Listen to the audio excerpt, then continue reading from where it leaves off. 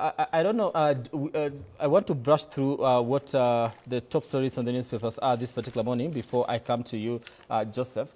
And I think we start with the People Daily to some extent and what the People Daily is reporting this morning in regards to what Kenyans are waking up to. Let's take a look at that. Now, top story on the People Daily that has been given priority today is just a minute. The top story this particular morning on the People Daily touches on what we are talking about today, and of course that is the budget itself. Mbanjeti walks a tightrope. The 2027 budget is expected to be financed predominantly through domestic borrowing, even as Kenya grapples with heavy debt repayment burden, growing demand for relief from high cost of living, and increasing pressure to fund key government programs. It is a story on page 4 and 5. And what are we looking at? We're looking at the numbers there. Of course, it is the 4.8 trillion. That is the size of the budget the National Treasury, CS John Mbadi, will present today. 2.3 trillion is the debt repayment in budget, with financing relying on domestic borrowing. Of course, external financing is projected at 116.2 billion, representing about 10% of the deficit financing. This is the basis of our conversation this particular morning and the day today, because it is a special day for the country, looking at what is our budget. Are we really living within our means? Can we be able to finance this? Some of the proposals that have been put to the table to try and finance this budget, are they favorable to the common citizens? Will they increase taxes or not? How exactly do we go about that? And do we also get to understand what it actually means for us as the people? How important is this particular budget for the government of the day moving into 2027? Is it a campaign budget? Is it a political budget? That is also some of the things that we'll be focusing on as we continue with this conversation. Another top story is why LSK president believes Gachagua can still seek public office. A story on page 3. And of course, yes, has been covered there following the impeachment of the former deputy president Rigathi Gachagua's judgment in the High Court. And of course, he did say that he was actually going to appeal that at the Court of Appeal. Environment Crimes Court delays and threatens Kenya's conservation efforts. A story on page 16 of the People Daily. I want us to take a look at this story on page 4 and 5. And of course, this has to do with what I'm calling the basis of our conversation this particular morning as far as the budget is concerned. And the National Treasury Cabinet Secretary John Mbadi will read the budget today, setting the stage for one of the most delicate fiscal balancing acts in recent years. It comes at a time Kenya is grappling with a heavy debt repayment burden, growing public demand for relief from high cost of living, and of course, and increasing pressure to fund key government programs. Mbadi will be expected to strike a careful balancing act between fiscal discipline and economic recovery. Being the second budget from Mbadi since he took over as the National Treasury Cabinet Secretary, he is expected to demonstrate how he's going to finance the budget and ensure sectors such as education, health, agriculture, and infrastructure are well funded. Now, the presentation of the budget comes at a time when millions of Kenyans are struggling with the rising cost of living, unemployment, and shrinking household incomes. In addition, this budget is also being prepared at a time when Kenya's public debt has been on the rise and has continued to consume a significant portion of government revenues. Now, the 2026-2027 budget is expected to be financed predominantly through domestic borrowing, which is projected at this sorry, which is projected at 997.8 billion, accounting for approximately 90% of the total financing requirement. External financing is projected at 116 billion, representing about 10% of the deficit financing. Now, this financing structure indicates a significant shift towards reliance on domestic sources compared to the proportions approved in the budget policy statement, where domestic borrowing accounted for 80% of the financing mix. Now, the presentation of the budget comes even as MPs underscored the need to ensure that revenue targets are actualized, given the historical revenue underperformance and prevailing global geopolitical and economic dynamics. What are the risks? Well, the Budget and Appropriations Committee chaired by MP Samuel Atandi, warned that any shortfall in revenue collection could result in larger than projected fiscal deficit by close of the financial year 2026-2027, thereby increasing borrowing. Now, in its report tabled in the National Assembly, the committee noted that risks to inflation remain elevated in view of the global geopolitical dynamics and disruptions in supply chains. This, it says, poses significant risk to the implementation of the budget by increasing the cost of government appropriations, infrastructure projects, and public service delivery. All right, elevated inflation. Of course, elevated inflation may also weaken household purchasing power, constrain economic activity, and negatively affect revenue performance. Now, the presentation of the budget also comes at a time when the National Treasury has allocated 2.31 trillion for payment of public debt, comprising of 1.86 trillion in redemption. All right, that is just a bit of what has been covered here on the People Daily as far as this budget is concerned. The National Treasury, of course, Cabinet Secretary John Mbadi will be walking to the National Assembly to present this budget to the nation. And of course, we'll try to make sense of that as we continue with our coverage this particular morning. Top story on the Daily Nation. It is a World Cup like no other. Of course, many firsts looking at what is expected here. Biggest ever, 48 nations, including a record 10 teams from Africa. Longer shows, 104 matches played over 39 days in 16 venues. Knockout stage, a round of 32 will be held for the first time. Actually, talking of also of eventual winner will play 8 matches in total. United States, Mexico, and Canada co-hosting the 23rd edition. Of course, U.S. sparks global outrage over travel bans and visa restrictions. It has been making center stage when it comes to matters news. A record 7.1 million spectators expected to attend the matches, and of course, ticket prices ranging from 7,771 Kenya shillings to 777,100. Kenya shillings. Huge budget. Well, FIFA will contribute 813 billion Kenya shillings, a 15% increment. Also, experts warn some matches could be played in sweltering heat for players and fans. Of course, FIFA could also introduce a musical performance during the halftime interval of the final. This is a World Cup like no other. It is a repeat of the 2010 fixture. The 2026 tournament kicks off today in Mexico, with co-hosts facing South Africa. Another top story on the Daily Nation is Ruto's election budget. Huge allocations for infrastructure projects like roads and railways feature in the last full year budget for President Ruto before next year's general election. A story on page 4 and 5, and we are calling it the 4.8 trillion, the amount the government plans to spend in the 2026-2027 financial year. A story that has been covered on page 4 and 5 of the Daily Nation. Of course, inside Ruto's poll budget with sweetener for votes. Is it very strategic as far as the 2027 elections are concerned? We'll be focusing on that here on the program. The Standard this morning is reporting People versus Mbadi. Money matters. Well, Treasury CS John Mbadi unveils a 4.8 trillion budget today after the opposition under the umbrella United Alternative Government unveiled a rival 4.3 trillion people's budget yesterday, in which they say proposed spending cuts, scrapping of SHA and the housing levy, and increased funding for health and education.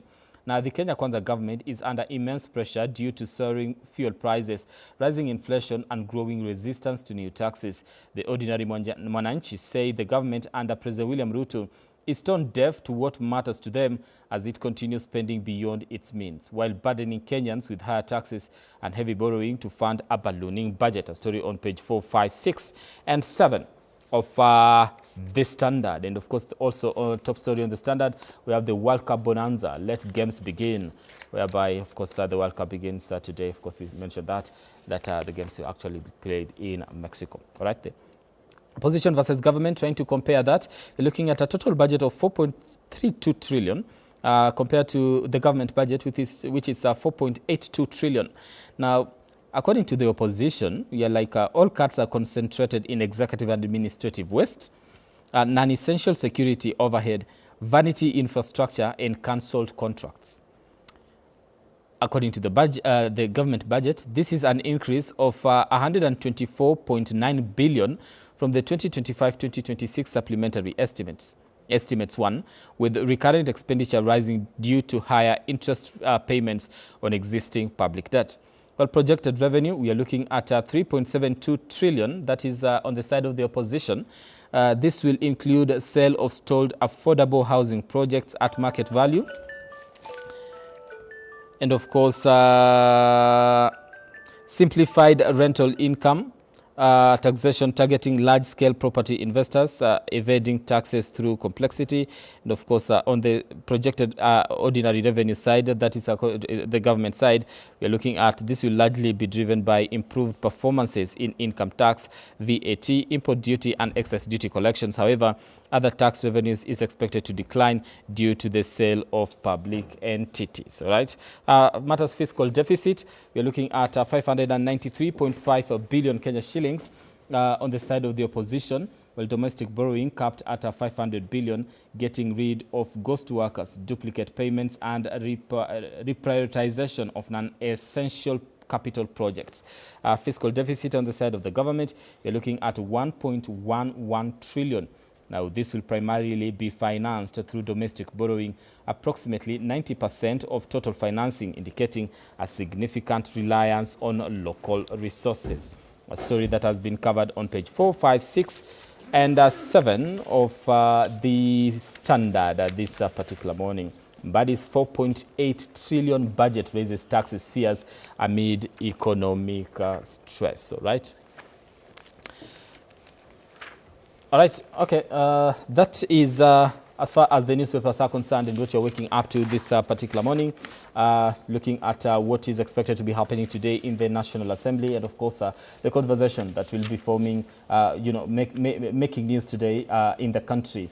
Of course, just making headlines across the board, and of course eliciting debate here in the country to have this conversation and make sense of exactly what this means for the nation. Of course, we do have CPA Joseph Owade, who is ISPAC, member ISPAC. Thank you so much for making time once again. And of course, Peter Mbai, Secretary Economic Affairs, DCP. Good morning, Peter. Good morning, sir. How are you? Very well. I know you had a late night. Yeah. Thank you for having an early morning too. Yeah, I want us to start from making sense and a perspective from the both of you to this, what you're witnessing, the 4.8. It has been touted as one of the biggest in Kenya's history.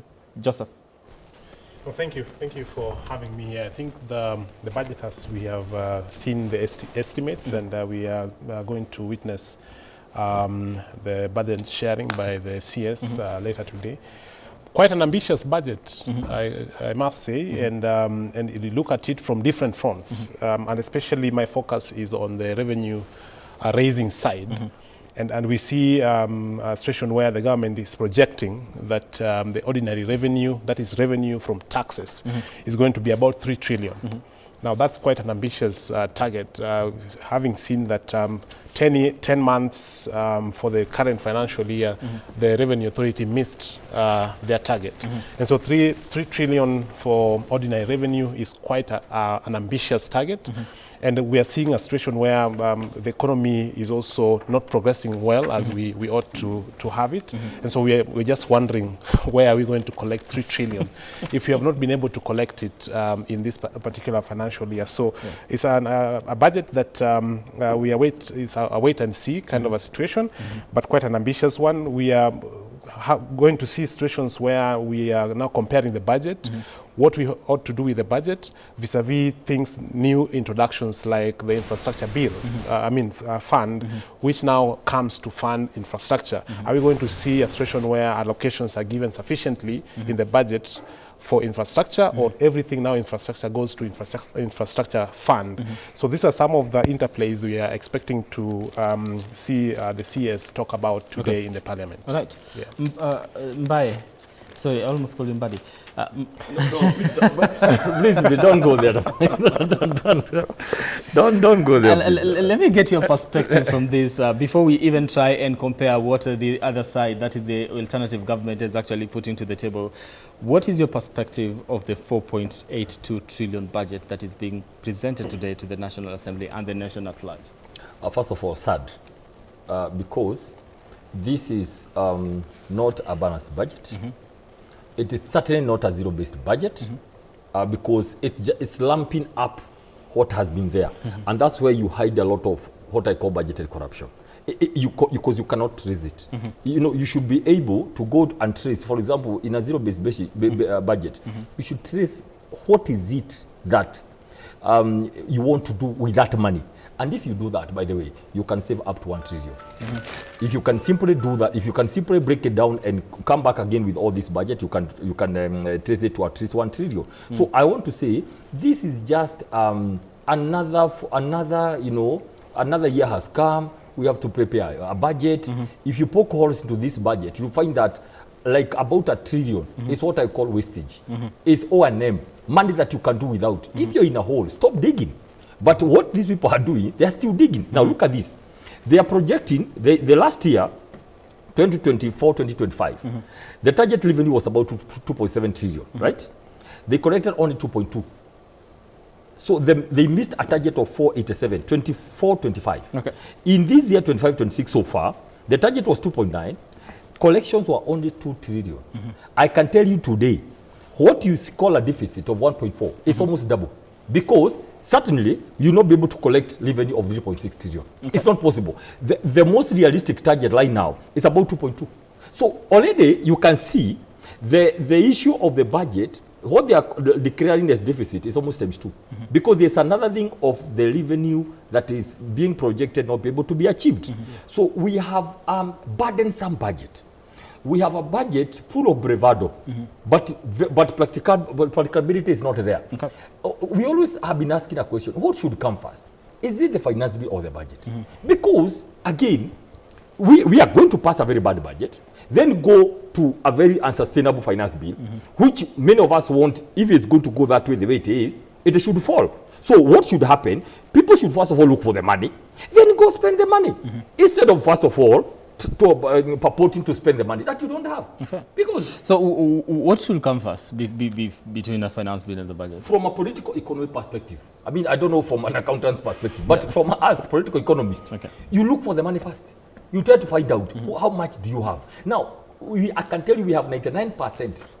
Okay, let me be fair. 85% problems with the finance bill. So we are going to see a lot of uproar towards the end of the month when we are trying to pass the finance bill. First, look for the money. Let Kenyans agree that, okay, this is okay, we are okay with the 1%, 2%, all those kind of issues about mobile phones and all that. Then you do the budget. I can tell you this. This is a budget to please the masses. The government knows what it's going to do. The government knows how they are going to go back to Article 223, not go back to misuse, Article 223, where you are only supposed to get money it is actually meant to be an emergency or something that was not foreseen in a budget. Okay. But what have you seen already? 2.5 billion, mark my words, not budgeted. All that money that has been spent wastefully in the State House has been under Article 223. Look at that. Okay. How do you go to Article 223 for money to waste? All right. Talking about budgetary corruption, you are going to come into that, and also just how this is very strategic as we are getting to an election year. Let me come to the financing aspect of it, and we say it's quite ambitious. Yes. We've missed targets when it comes to matters collection of revenue. We're still projecting to have quite a huge deficit, and we are not sure whether we are going to fill that or we are actually going to miss the targets that we could actually set. Are we not learning from the previous, things that we've done before? If at all we missed a target in 2023, 2024, 2025, why do we continue to, project something higher, yet we are not able to meet some of the expectations that we actually put for ourselves? Yeah, no, it's an interesting question you've asked, because we have data that has shown how we perform year on year as far as revenue collection is concerned, and especially tax revenues. And we have seen there's some sort of growth, but it is not strong enough to support the kind of estimations that we are having here. The finance bill that is yet to be discussed in the parliament is projected to raise an additional about 120 billion. Now, if you look at that bill, it was heavy on tax administration, which is meant to expand the tax base. And this the target mostly is on the informal sector, which is where most Kenyans belong. And the question then is, what measures are we putting in place to spur business growth so that then when we can collect what we need to do. So what the government needs to do and focus on more is how do we enable the economy to itself generate sufficient income so that when we tax, then we have sufficient amount of taxes coming into the basket. But now we see a situation where, for example, the budget as you see it, of course I know next year is an election year, and so there's quite a bit of expenditure the government is expected to make ahead of the election, and so that is expected to somehow spur economic growth. How it's going to do it, I'm not sure. But because of this, the focus then should be for us to collect sufficient taxes to meet this target. The focus should be enabling business environment. And one of them is by tax reduction, actually, not increasing taxes. And the CBK recently did some simulations to just show us what it means when tax rates are reduced even by 5%. And the evidence is there, the data speaks for itself, but we are not seeing that in this particular finance bill. So how you're going to increase tax collections without enabling the business environment, it's going to be a challenge. Something else, we talk about the targeted, deficit, which is going to come from borrowing. About 900 billion of that is going to be domestic borrowing. 900 billion, 995 billion is going to be domestic borrowing. Now, domestic borrowing has its own issues, and economists will come into that about how expensive it is. But the most significant aspect of domestic borrowing is the fact that it competes with private sector for borrowing. So that means the banks will rather lend to the government than lend to private businesses. What you do when that happens is that private businesses struggle to operate their businesses, or they get alternative sources of funds, which may be very expensive. And what that does, it reduces profitability, and it is from the profits that taxes are raised. So you can see that the budget itself is not speaking to their ambitious revenue-raising measures. And so some of those budget elements are counterproductive, and we just don't see how the revenue that is targeted here is going to be raised. Okay. What should be the priority when it comes to coming up with the budget right now? When we sit down and say, we want to prepare a budget for the country, and what should be the priority for the government? And even if as citizens look into this 4.8 trillion budget, what should they focus on mostly? No, I think, and it's a conversation that we need sufficient time to have. One of the biggest issues of our budget cycle is a talk around expenditure, government expenditure. Of course, there are certain expenditures we cannot discuss, especially the expenses that fall under the consolidated fund service. That is your interest, the pensions, and constitutional offices. But the general expenditure by the national government, the county government, is a discussion that needs to be had. One, we had anticipated a zero-based budget, which means you go back and start line item by line item and say, this is what we want to do this year, and come up with that budget. We didn't see that because obviously it's not a zero-based budget. So when the government is saying we have to borrow, the question then is, what are we doing in our expenses to see whether we can curtail it so that it doesn't blow up to the levels we are seeing? Are we seeing a situation where the government can be accountable enough to say, look, last year we had this much, we spent this much, but we are cutting down on this cost? Any rational individual or business will always compare between revenues and expenses. And when you can't raise revenues, what you do is to manage the costs. That is how it works. And so we are not seeing a situation where the government is trying to manage its expenses and costs to ensure that the debt situation in this country is managed. Yeah.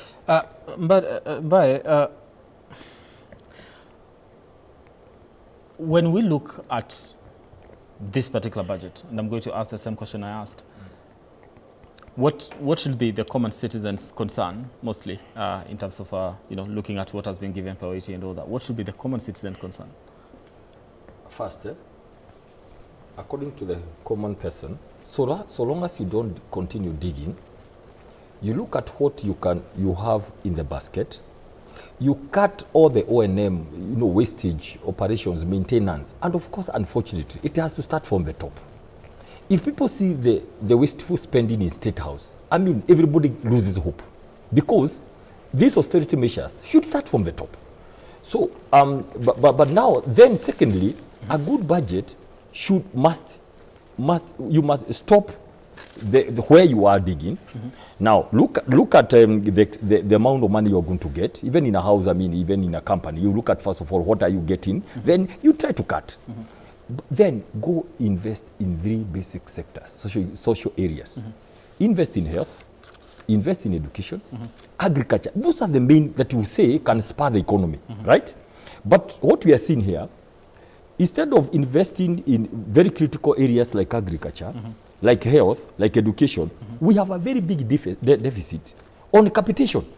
So the question is, what is this government living for? It is living to do what?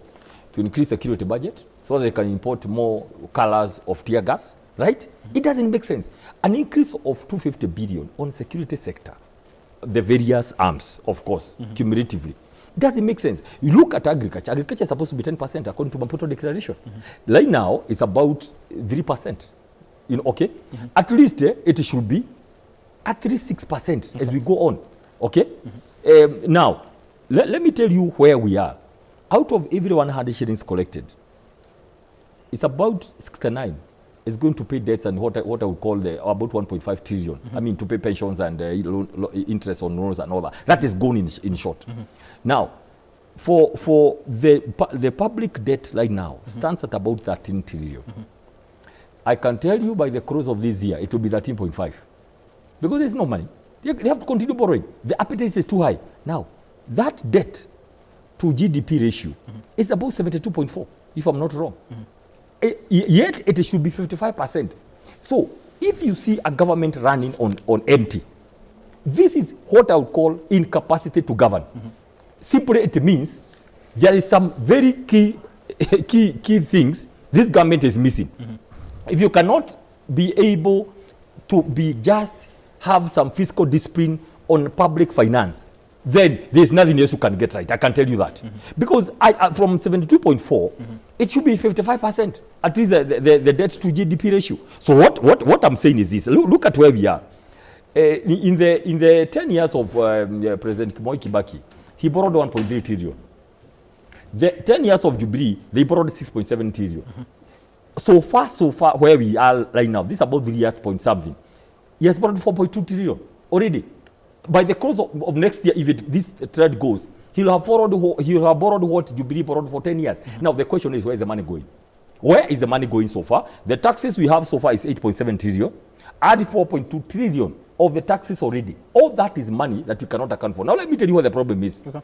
And I don't know how far we can go, because when you have leaders at the top who don't understand public finance, that's where the problem is. And I've always said this. It is one thing for people to know politics for 31 years and say how they are masters of politics for 31 years. If you don't understand governance, I can tell you, we will talk here today, tomorrow. If the people at the top, because this is a presidential system, all things come from top. If they don't understand public finance, governance, all those tenets of governance, then I can tell you, we are going to get into a hole deeper than we think. Because if you look at this, and there's something he has mentioned very important. Look at the ratio of domestic borrowing to external borrowing. It's like 90-something percent, 89%. Now, let me tell you the danger. Because external loans are cheaper, 2%, 3%. I mean, even Chinese itself, by the way. Yeah, they are cheaper, IMF and all that. But the people at the top again, they prefer domestic borrowing because it is business with the banks. Okay. I can tell you the percentage of the people who can go and get $1 million, $5 million to put to the domestic borrowing. The percentage is almost zero compared to the banks. But again, who owns the banks? State capture in play.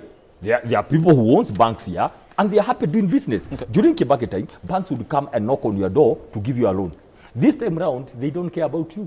They don't care about you because just overnight, treasury bills are announced. All of them, I think 70%, big banks, the people are trading with themselves at the risk of the Kenyans. Okay. Every time we talk about matters economy in this country and governance, most of the time we always go back to what was happening during Kibaki's time, and of course we'll try to make sense of that, and also as we compare moving forward. Timothy Toroitich, a Member of Parliament, Marakwet West, also joins us this particular morning. Good morning. How are you? Fine. Good.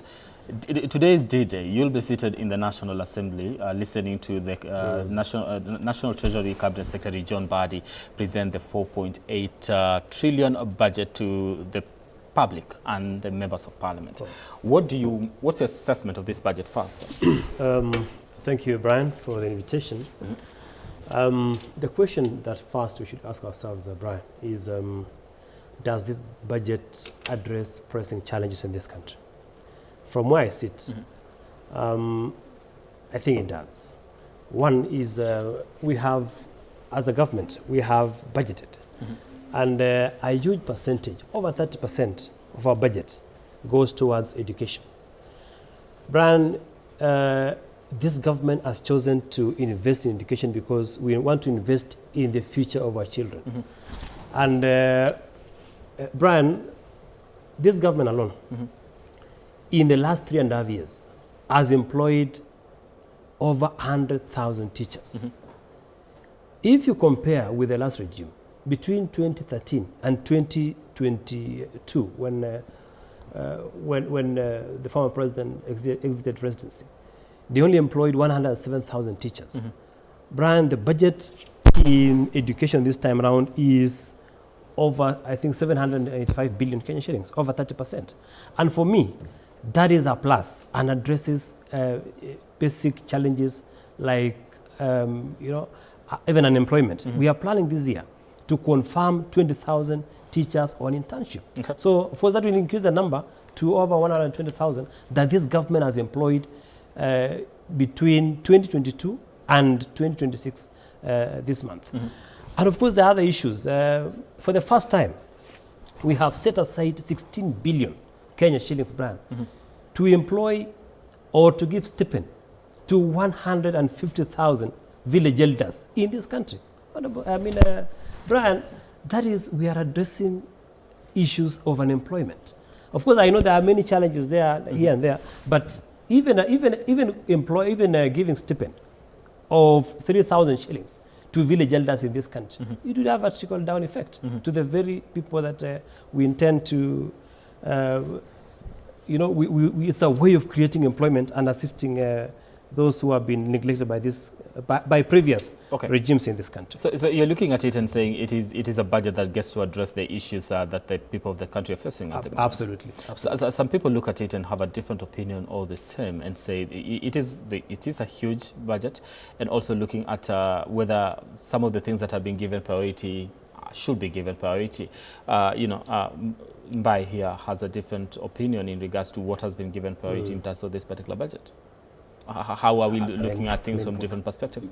What you're saying, Brian, if you look at the figures, first of all, teachers that are employed so far is 56,000. The other 44, they are interns. Those ones are not, and we have been fighting every year for the last 3 years, because you cannot put teachers who went to the same school, others on interns, others PNP. We hope the budget line now will get the money to literally. We have set aside monies to confirm the 20,000 teachers on internship. So for just for record, but number two, we have serious deficits on JSS, serious deficits here. So the question is this: can we unpack this 781 budget for education? Because therefore, where is the priority? If capitation is not there, you can say it's 27%, but how comes we have a deficit on the issue of free primary education, free secondary education, JSS capitation?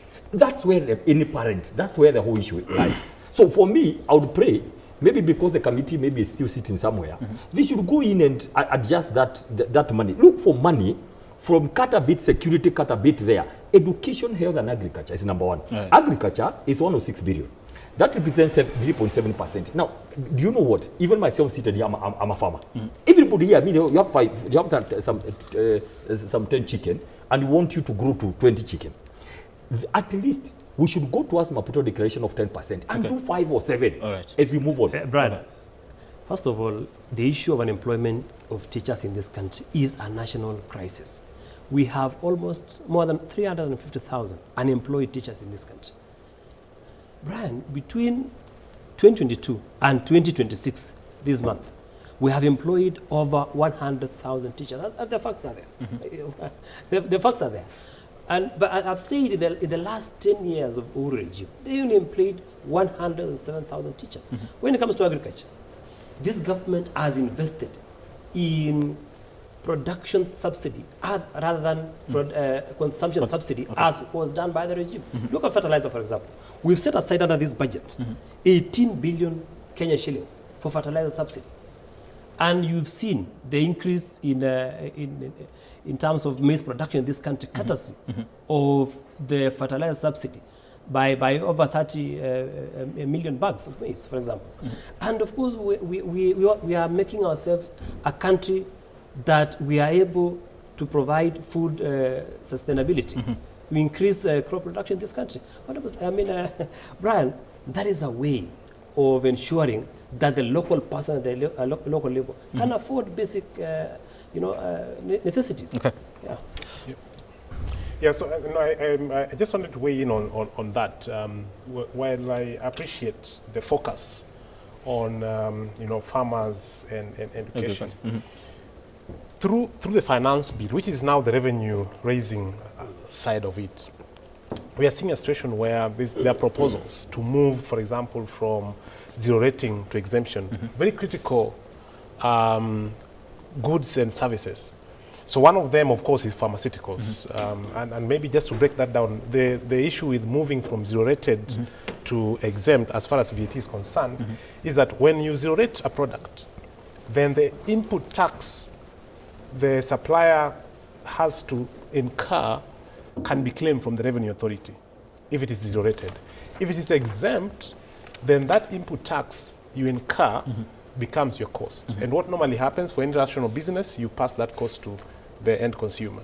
So we've seen situations where animal feeds, pharmaceuticals, and other products which were previously zero rated are now becoming exempt. So while the government is giving with one hand, one side of the hand, they're taking with another. And I think that's something that can be looked into so that this critical goods and services remain to be zero rated. Something else that we are expecting in the finance bill is the exemption of the low-income earners from pay as you earn. I know there are still discussions around that, and we are hoping there is a promise to introduce it on the floor of the parliament. But we had hoped that this would make it so that Kenyans who are earning 30,000 and below, and data has it that there are about 30% of all employed Kenyans earn 30,000 and below. And if they can be relieved of tax, then what will happen is that they will have sufficient disposable income, they will spend more, and so we are going to gain taxes on now consumption taxes, VAT, excise, and things like that. So we didn't see that in the finance bill. There are talks to introduce it on the floor of the parliament. I'm not sure whether that is going to be the case. But help me understand. If we go that particular direction, it is a good one, especially when it comes to when you want to at least balance and help Kenyans actually have something in their pocket. However, because I do believe there's a certain amount we do collect as a nation, right? If with everyone that is actually employed and getting an income, if we say anyone that is earning 30,000 and below will not be taxed, then the money that they used to pay as far as taxes is concerned, who gets to bear that particular burden then? No, actually a simulation was done, and the National Treasury is at the forefront in doing this. About 35 to 40 billion will be forgone by the government. But on the flip side, consumption will increase. What that means is that people will buy more, will purchase more. Remember, taxes is just not only income. There are taxes all of us pay which is equal. For example, VAT. Every time I buy something, I pay VAT. Every time I transact maybe on mobile money or my bank, I pay excise and things like that. So the government is going to still gain from consumption taxes. But beyond that, The moment disposable income increases, then the economic activity also increases. So there is a ripple effect, and simulations have been done, including by the Central Bank of Kenya, that shows that actually the ripple effect long term is way better than if we go. The challenge we are seeing with the revenue measures is that we are more short term. We want what we can gain now without thinking long term. And that's why you see a situation where finance bills introduce something this year, next year they take it away because it is very short term. The government has what we call the medium-term revenue strategy coupled with the national tax policy, which envisions some sort of stability and certainty in tax policies and tax measures. But this is yet to be implemented. Why? Because we are a bit more short-term in our view of how we look at tax policy, and this then brings instability in business planning. So for me, I think the move to exempt 30,000 and below income earners from tax is good both for the government, but especially for the common mwananchi, which makes a bulk of our population. Okay, what do you make of that? No, let me tell you. For me, I want to concentrate on the budget because finance bill is another story. And I think, Mheshimiwa, I think we need to first of all sort the finance bill before we go to appropriate the money. Because, you know, and I think there is an issue of force in this government. So, you know, budget, you pass it, finance bill, even if you say you don't want it, we still bring it back under the miscellaneous act and all that. We cannot share what we don't have. I repeat, we had this discussion last year, and I want to insist on the same. We have to change how this country works on the issue of the public finance. Because we are here talking, we have so many issues here, problems in the issue of mobile phones, you know, tax and M-Pesa transactions, the issue of land, the issue. I think we should first of all deal with finance bill going forward. Because you cannot appropriate what you don't have. You know, most of the money that's being budgeted here is coming from finance bill. Who agreed to it? According to government, automatically we are going to get what we want. But is it so? No, I don't think so. So allow me quickly. Has operating like that been, you know, worked against us to some extent as a nation? Yes, that is the problem that we have. And do you know what's going to happen? The budget will be passed. And that's what I'm saying. This is the most unrealistic budget ever in this country because it is failing on all the issues. No zero-based. It's not a balanced one. It has an undeclared deficit, right? Let me put it that way. Undeclared deficit. You're being told 1.1. It's okay. No. This deficit will be over 2 trillion. I can tell you. So what is going to happen? Then we are going to have a very, very big uproar on finance bill. Because the amount of money that people on the Kenyans are opposed. You cannot force people on taxation. Let me tell you, a good taxation regime is where you do, and again I'll go back because that's where we have one of the greatest minds in Kenya, called Moi Kibaki. When he came, he said, kulipa ushuru ni kujitegemea. Everybody wanted to pay. And that revenue rose from 200 billion to 800 billion, I think within a year or two. Why? Because nobody is opposed to taxation. Oh yeah, nobody. Actually, people would queue to pay. But two things. Don't continue squeezing. They already squeezed. That's number one. Number two, expand the bracket. So that woman will happily pay 20 shillings. Another one, 100.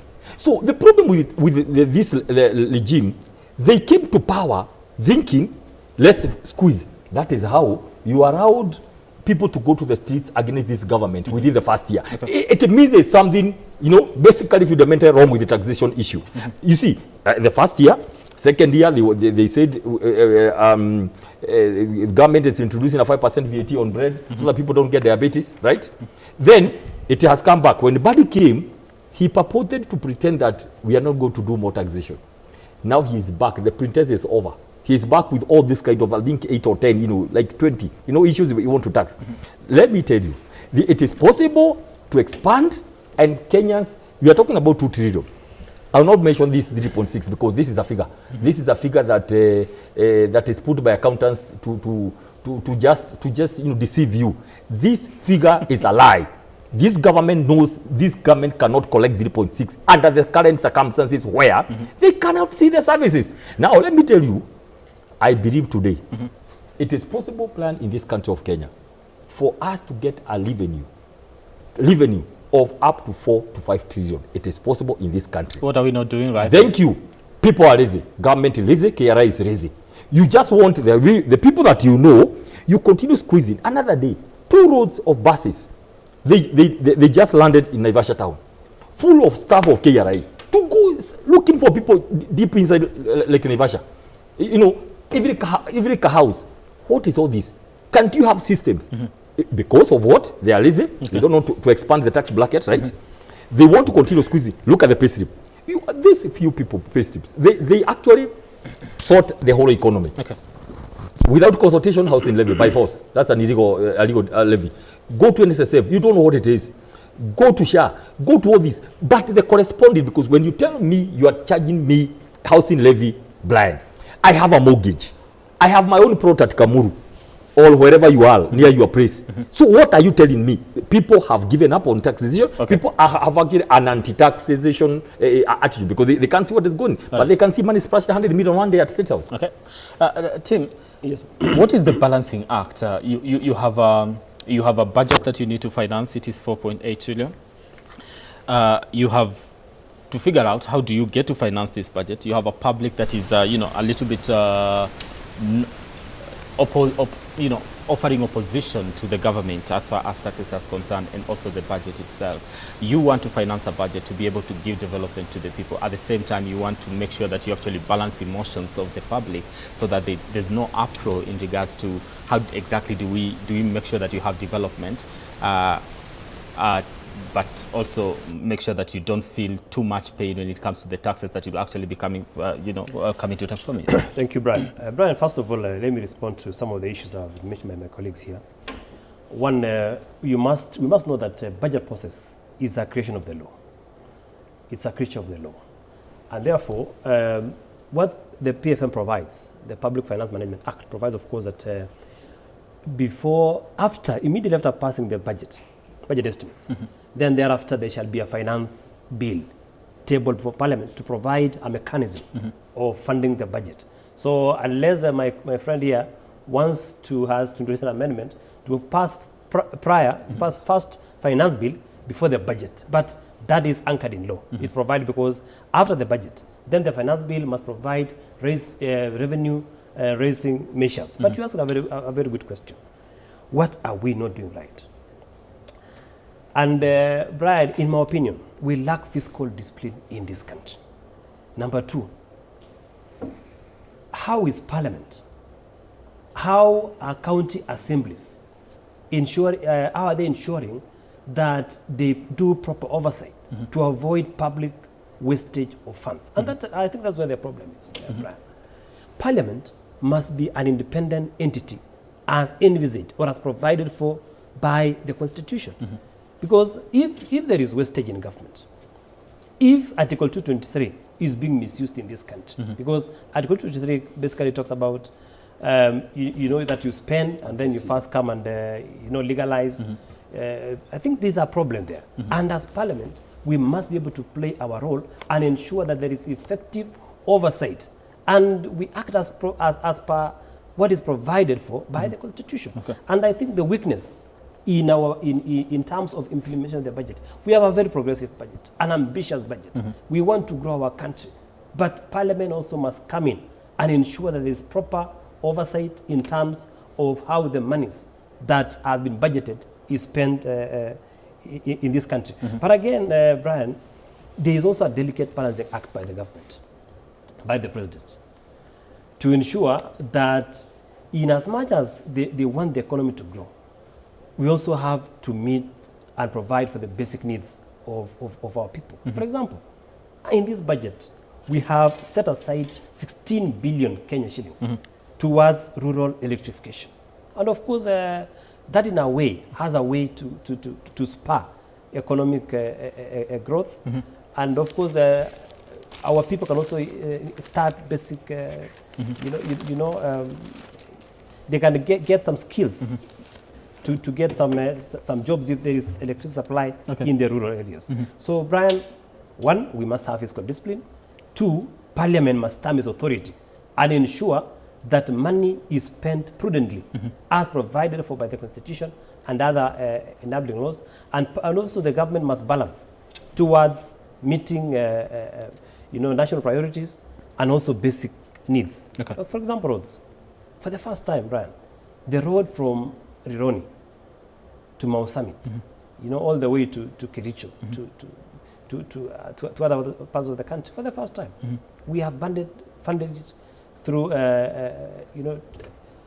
local revenue raising measures, which my colleagues are against, because they want us to go through the traditional mode of borrowing. Okay. And that is something that I celebrate, as a leader in this country. Okay. I think there's a point very important, if you don't mind. What Mheshimiwa is saying is that Parliament have a mandate. Whatever you get from the executive, to simply break it down completely, move the figures so that the figures can fit what the people want. Because what executive is not able to do, Parliament can do it because they have the mandate of the people. To go and say, wait a minute, government, can we have at least 7%, if not 10%, on agriculture? Can we bridge the deficit on education? They are able to do it. The problem, they are not doing it because they are captured. Now let me tell you the problem. They cannot be bold enough. I like what Moshe is saying. Parliament should, and he's a member. I know he may not be a member of the budget and appropriation, but you see, the National Assembly is the one that gives the mandate to the Budget Appropriation Committee to go and investigate the budget on their behalf. So they have a right to tell the Budget Committee, excuse me, we don't agree. And that's why I'm asking. Those members of Parliament, National Assembly, let me say so, because that's where the budget will be. Come on, today stand up and say, excuse me, we want to propose amendments. Thank you, Budget Committee, for what you have been doing, but can we, first of all, make sure, instead of hiring 20,000 teachers, the court ordered government to hire 44,000 who have been on internship, all of them at once. Because why wait? Somebody will raise up the hand, and we have asked our members, as you remember the meeting yesterday, for the United Alternative Government, to simply stand and say, excuse me, this budget is okay, but we need to see more money on agriculture. We need to see more money on health, right? This country to have a free health, you just need 200 billion. All right. My question is, for the purpose of Kenyans to understand, but it is possible for the Budget Committee, if they are not in bed with government, to tell government, excuse me, can we work these figures? So it is not the whole house, either. No, you see what happens when the executive goes, when the executive sends a budget, of course it is sent to the Committee on Budget. But the Committee on Budget works on behalf of all the members. So you cannot say it is a Budget Committee. No, every member has a right to receive back the report from the Budget Committee and say, excuse me, we have heard from the people. But now the problem is, if you raise your hand, especially if you are two-term, you'll be somebody's state house. And you'll be denied everything until you come again crawling down. That's the problem we have with that's the problem we have with the second arm of government. All right, Tim will come to confirm whether he's actually captured in the National Assembly or not. Time to take a break here on the program. The conversation continues here on K24 and of course Kameme TV as we look at this special production and the budget 2026-2027, making sense of exactly what it is for you and how it gets to affect you, and also are we playing politics with it? That is the conversation we're having here this particular morning, or the day that the Cabinet Secretary for Treasury, that is John Badi, is expected to appear before the National Assembly to present the 4.8 trillion budget. We take a break. We'll be back in a few.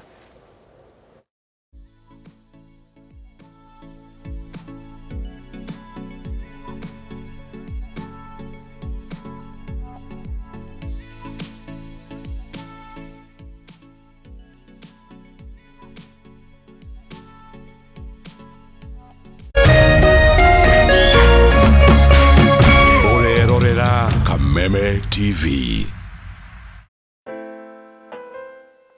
As you wait for your call to be picked, here is today's inspirational quote. Life is a roller coaster, full of good days and bad experiences. We must learn to accept finite disappointments, but never lose infinite hope. Ili kuset never lose hope kama skiza tune yako, dial *811 *628#.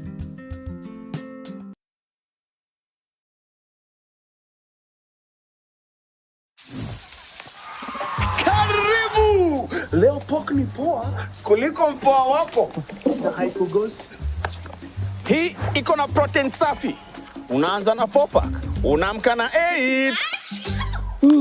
Hii imeenda. Pork iko na selenium. Inalinda immunity kama bouncer. Na iko na vitamin B1. Unaingia shift leo, unatoka kesho na nguvu. Ingia utoke na testimony.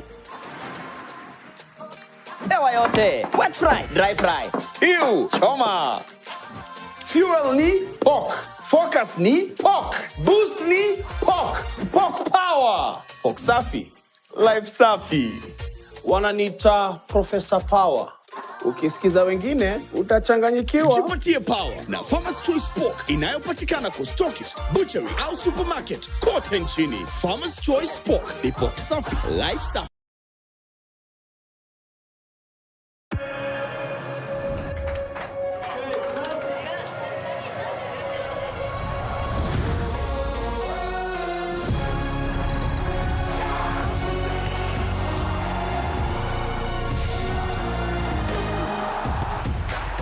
From 11th June to 19th July, everything can wait. The FIFA World Cup 2026. Get DSTV access for as little as 1,450 Kenya shillings today.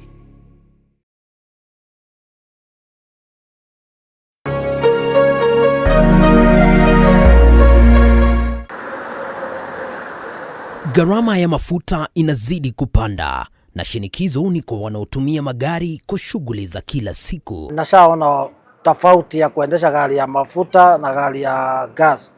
Lakini sasa kuna uvumbuzi unaoshika kasi kwa hisani ya autogas. Kutoka niwekewe gas niko na miezi 6 sasa.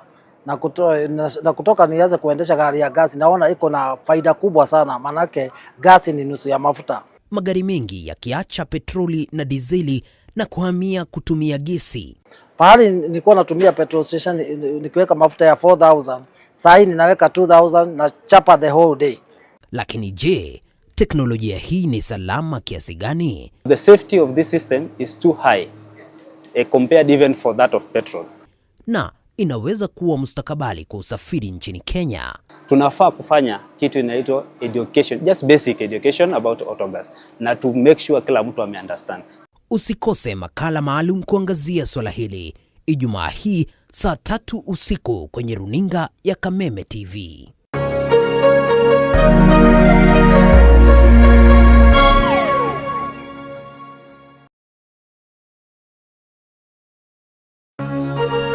Hihi wina kĩũria kana woni wĩgiĩ ũmemerekia wa Kameme TV? Twandĩkĩre woni waku kũhĩtũkĩra Facebook @Kameme TV Kenya, X @Kameme TV Kenya, na twandĩkĩre email kũhĩtũkĩra info@mediamax.co.ke. Kameme TV, mũthĩgi wa rũrĩrĩ.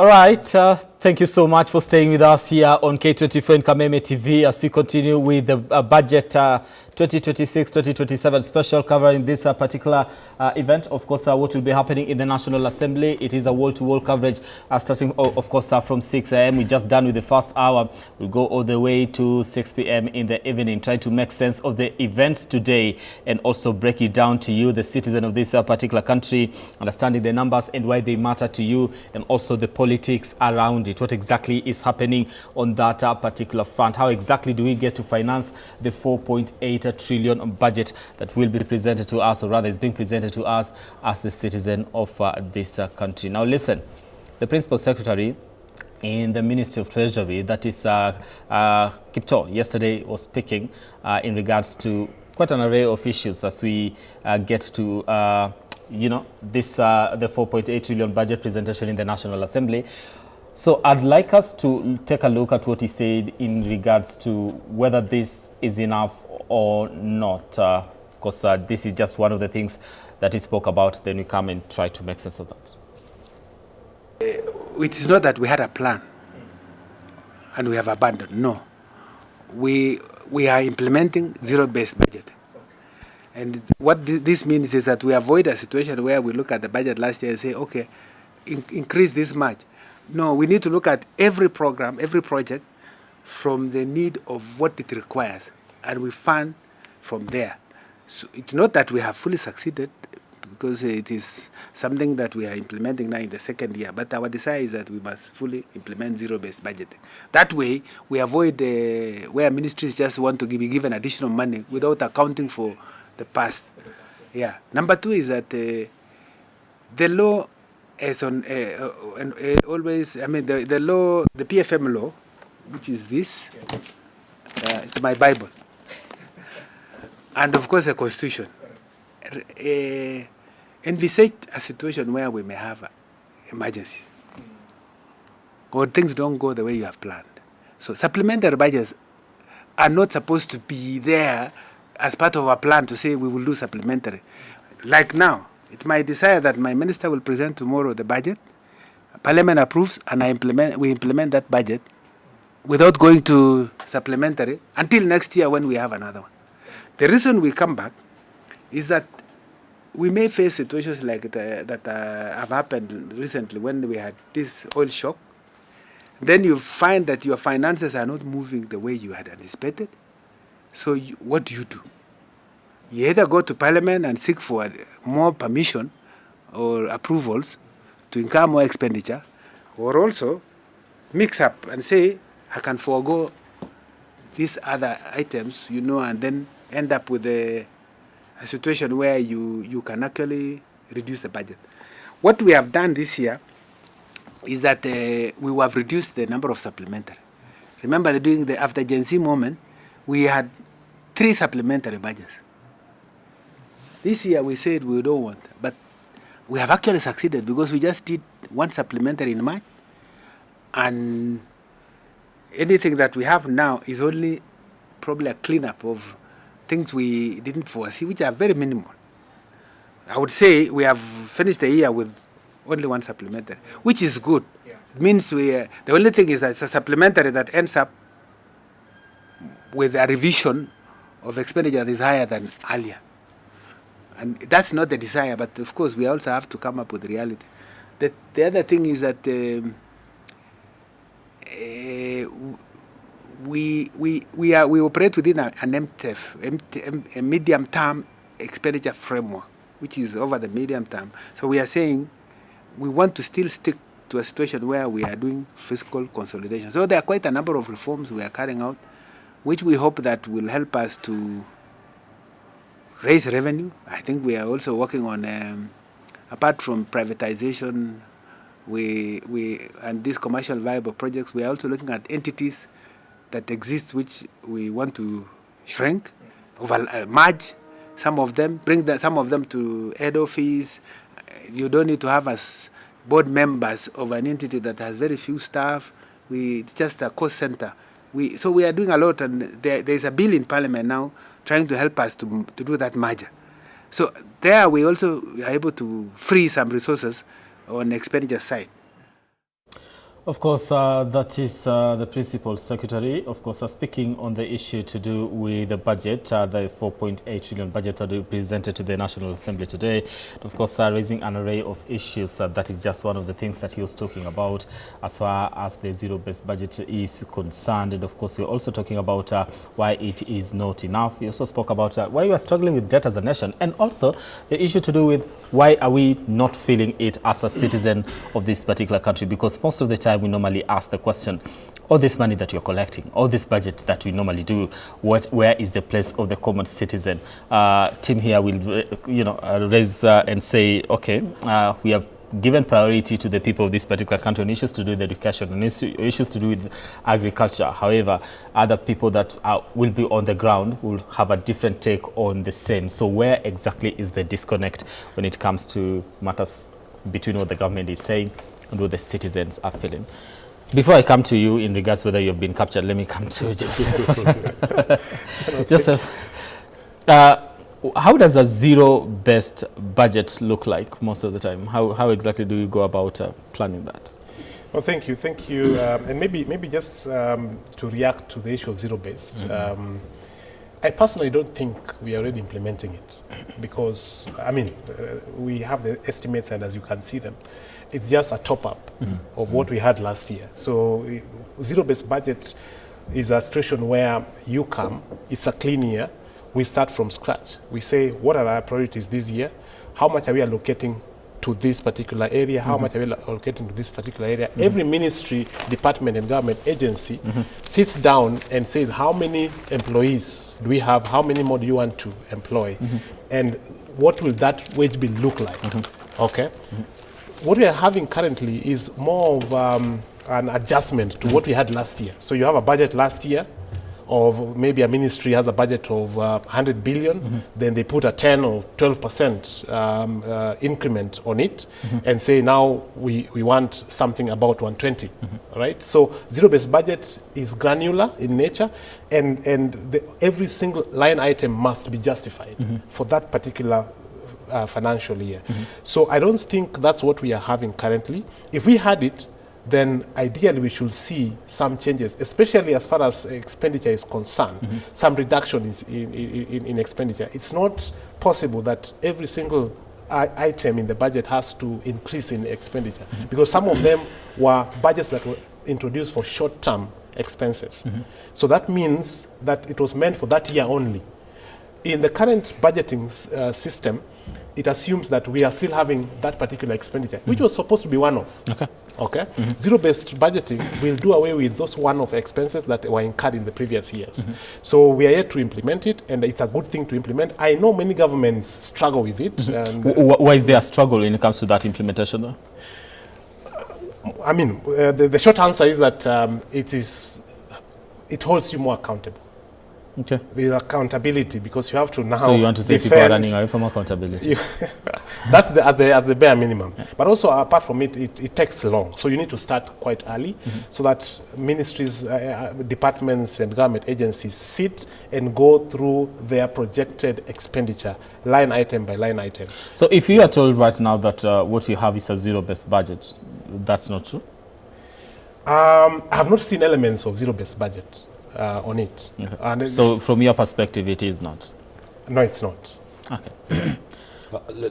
I'll tell you, Blind, from the word go, we know zero-based budgets, actually how they are prepared. At no one point has this government sat down to do a zero-based budget in the first place. So there's no way you can say, the PS can say with a lot of respect, that this is a zero-based budget. And the way he's talking, he's saying, you should. He's talking, we need to. He's not talking about we have done. No, just listen to him again. He's not, there's no place where the PS have said, we have already done a zero base. He said we need to make sure we have lines of budget and all that. There is a lot of lethargy. Take it from me, I know what I'm talking about. Because I remember as early as 2-3 years ago, we did a letter and said there's no way we can do performance and delivery on a top-up budget every year. Because it's a misuse of money. We did letters and we said every PS to come with this technical director, CFO, guys in charge of finances and all that, and for them to come one by one, tell us what is all this debank, drop down all this budget of billions of shillings, tell us where this 800 million is going. Simple. Is it going where we need it? So that now we rearrange. There's no way you can talk about performance and delivery without a budget. As a matter of fact, the work of performance and delivery starts after the budget. So that now you know there is this project given the 200 million or 2 billion or 3 billion, that is the project you are going to follow. So we discovered the place to start is to go back to Treasury, to the presidency, and tell them, the executive office of the president, please can we have a zero-based budget that will lead to a balanced budget. When you have a balanced budget, you don't have to do supplementaries. Supplementary is a lazy way. Because you are not keen enough to do the first budget, you do to supplementary to kill the original budget. Let me tell you what happens. It's very simple. Any supplementary you see is a measure of laziness, incompetence, of governance, because you should do a budget that you believe in. I can tell you today, seated here, this is about June. I can tell you for sure. As early as September, you'll be hearing about a supplementary budget. That is poor planning. Because what you intend to do, whatever you are not able to, the money you, because for the eyes of the public. Now, have you ever seen the kind of public involvement in a supplementary budget? Because what they do, they simply say, okay, because there's a lot of scrutiny. I sat in a budget committee meeting in my home state of Nakuru for 5 years, and I know what I'm saying in the county assembly. So what we are saying is, They come because of the issue of public scrutiny. You pass a budget, but you know we are going to move this money from development or from X now place to some other projects which we know of. That supplementaries are easy ways. Now, let me pause there. The other issue is 70 to 30 ratio. The PFM Act, the one he is referring to be his Bible, says you cannot exceed expenditure. Development must always be 30%.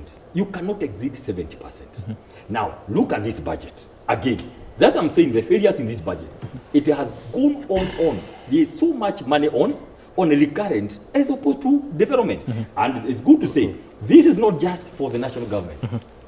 I think the report said up to 50%, if not 60% of the counties, they still have the same problem. But they are saying, if the national government can do it, we can also do it. We should have a law. We should be very specific. The first thing we are going to do next year, when we take over government, is to make sure within the first supplementary, because that one we must do, hoping they will not pass a budget next year, and then eat all of it before the elections. So we must ensure a balanced budget in terms of 70-30. 70-30 must be, in short, kill all the OMNs. 70-30, what does that mean? Now, 70-30 means, according to PFM Act, the amount of money you have, you cannot spend on recurrent more than 70%. 30% must go to development. Both in the national and in the county, because they are governed by the same PFM Act. So what we see in this budget, there is more money in the recurrent, more than the development, in about 60% of the counties again. So we are saying, one thing we are going to do is to say, in the first supplementary, we are going to tell the counties, we want to see a 70-30 number one. All right. Number two, which is very important, he talks about emergencies. He mentioned about why the supplementary budget. I've handled that. Let me go to Article 223. What the PS have not said is why, as a PS, he has allowed a very top-notch person that we know for many years, Dr. Kipto, literally, with a PhD in finance, why he has allowed this government to misuse Article 223. As a matter of fact, I've shared with our team of lawyers from the United Opposition to tell us what somebody can do, a Kenyan, whether they can go to court based on that report of the control budget to simply go and sue some people for misusing Article 223. All right. It cannot be until next year. Next year, too far. People will be finished here. Let me tell you, all money will be gone. All right. Yeah. Team, in response to this. Now, Brian, Dr. Mbai has spoken eloquently. But what do you expect him to say? He's the Secretary Economic Affairs of DCP. So he sees nothing absolutely good in this budget. Despite us allocating the highest budget to education, energy, 16 billion, which every constituency this time round will get 56 million Kenyan shillings towards last mile connectivity. That is a plus to every person who is within the rural areas. We have given village elders 150,000 village elders in this country. This time round, it has never been done since we got independence. They are getting 3,000 shillings stipends every month. And we have, of course, there's a way that we have budgeted. We have a budget that has a trickle-down effect to the very common man. But having said that, one Brian is, and I want to repeat this because we must be able, even if I support the government of the day 100%, but there are things that we must look at them objectively so that we assist the common person. Article 223. Actually, it provides that it is only it can only be used in unforeseeable events.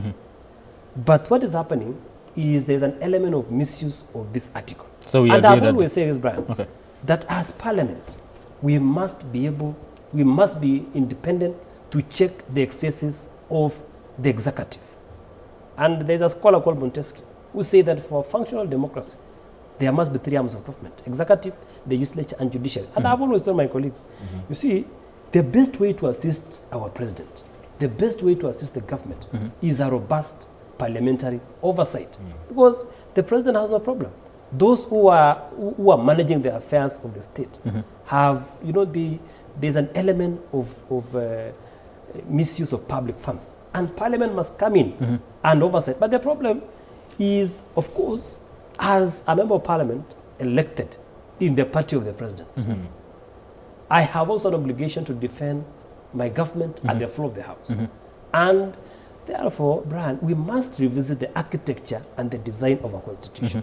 And the architecture and the design of the constitution is to borrow what was in the NECO report. Let us establish the office of the leader of opposition in this country. Okay. Because what you have in parliament now is a minority side. There is no opposition in the design and the architecture of our constitution. Okay. We must have a fully funded office of the leader of opposition. Because what's happening? So what you're saying, Tim, is that since you're elected under the party, the ruling party, it is your responsibility is to defend the government of the day.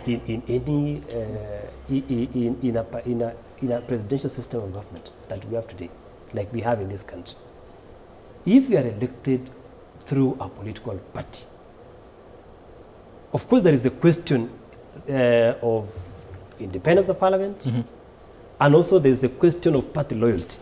I mean, at the end of the day. So how do you strike a balance? What comes first? My friend, you are obligated to defend the government.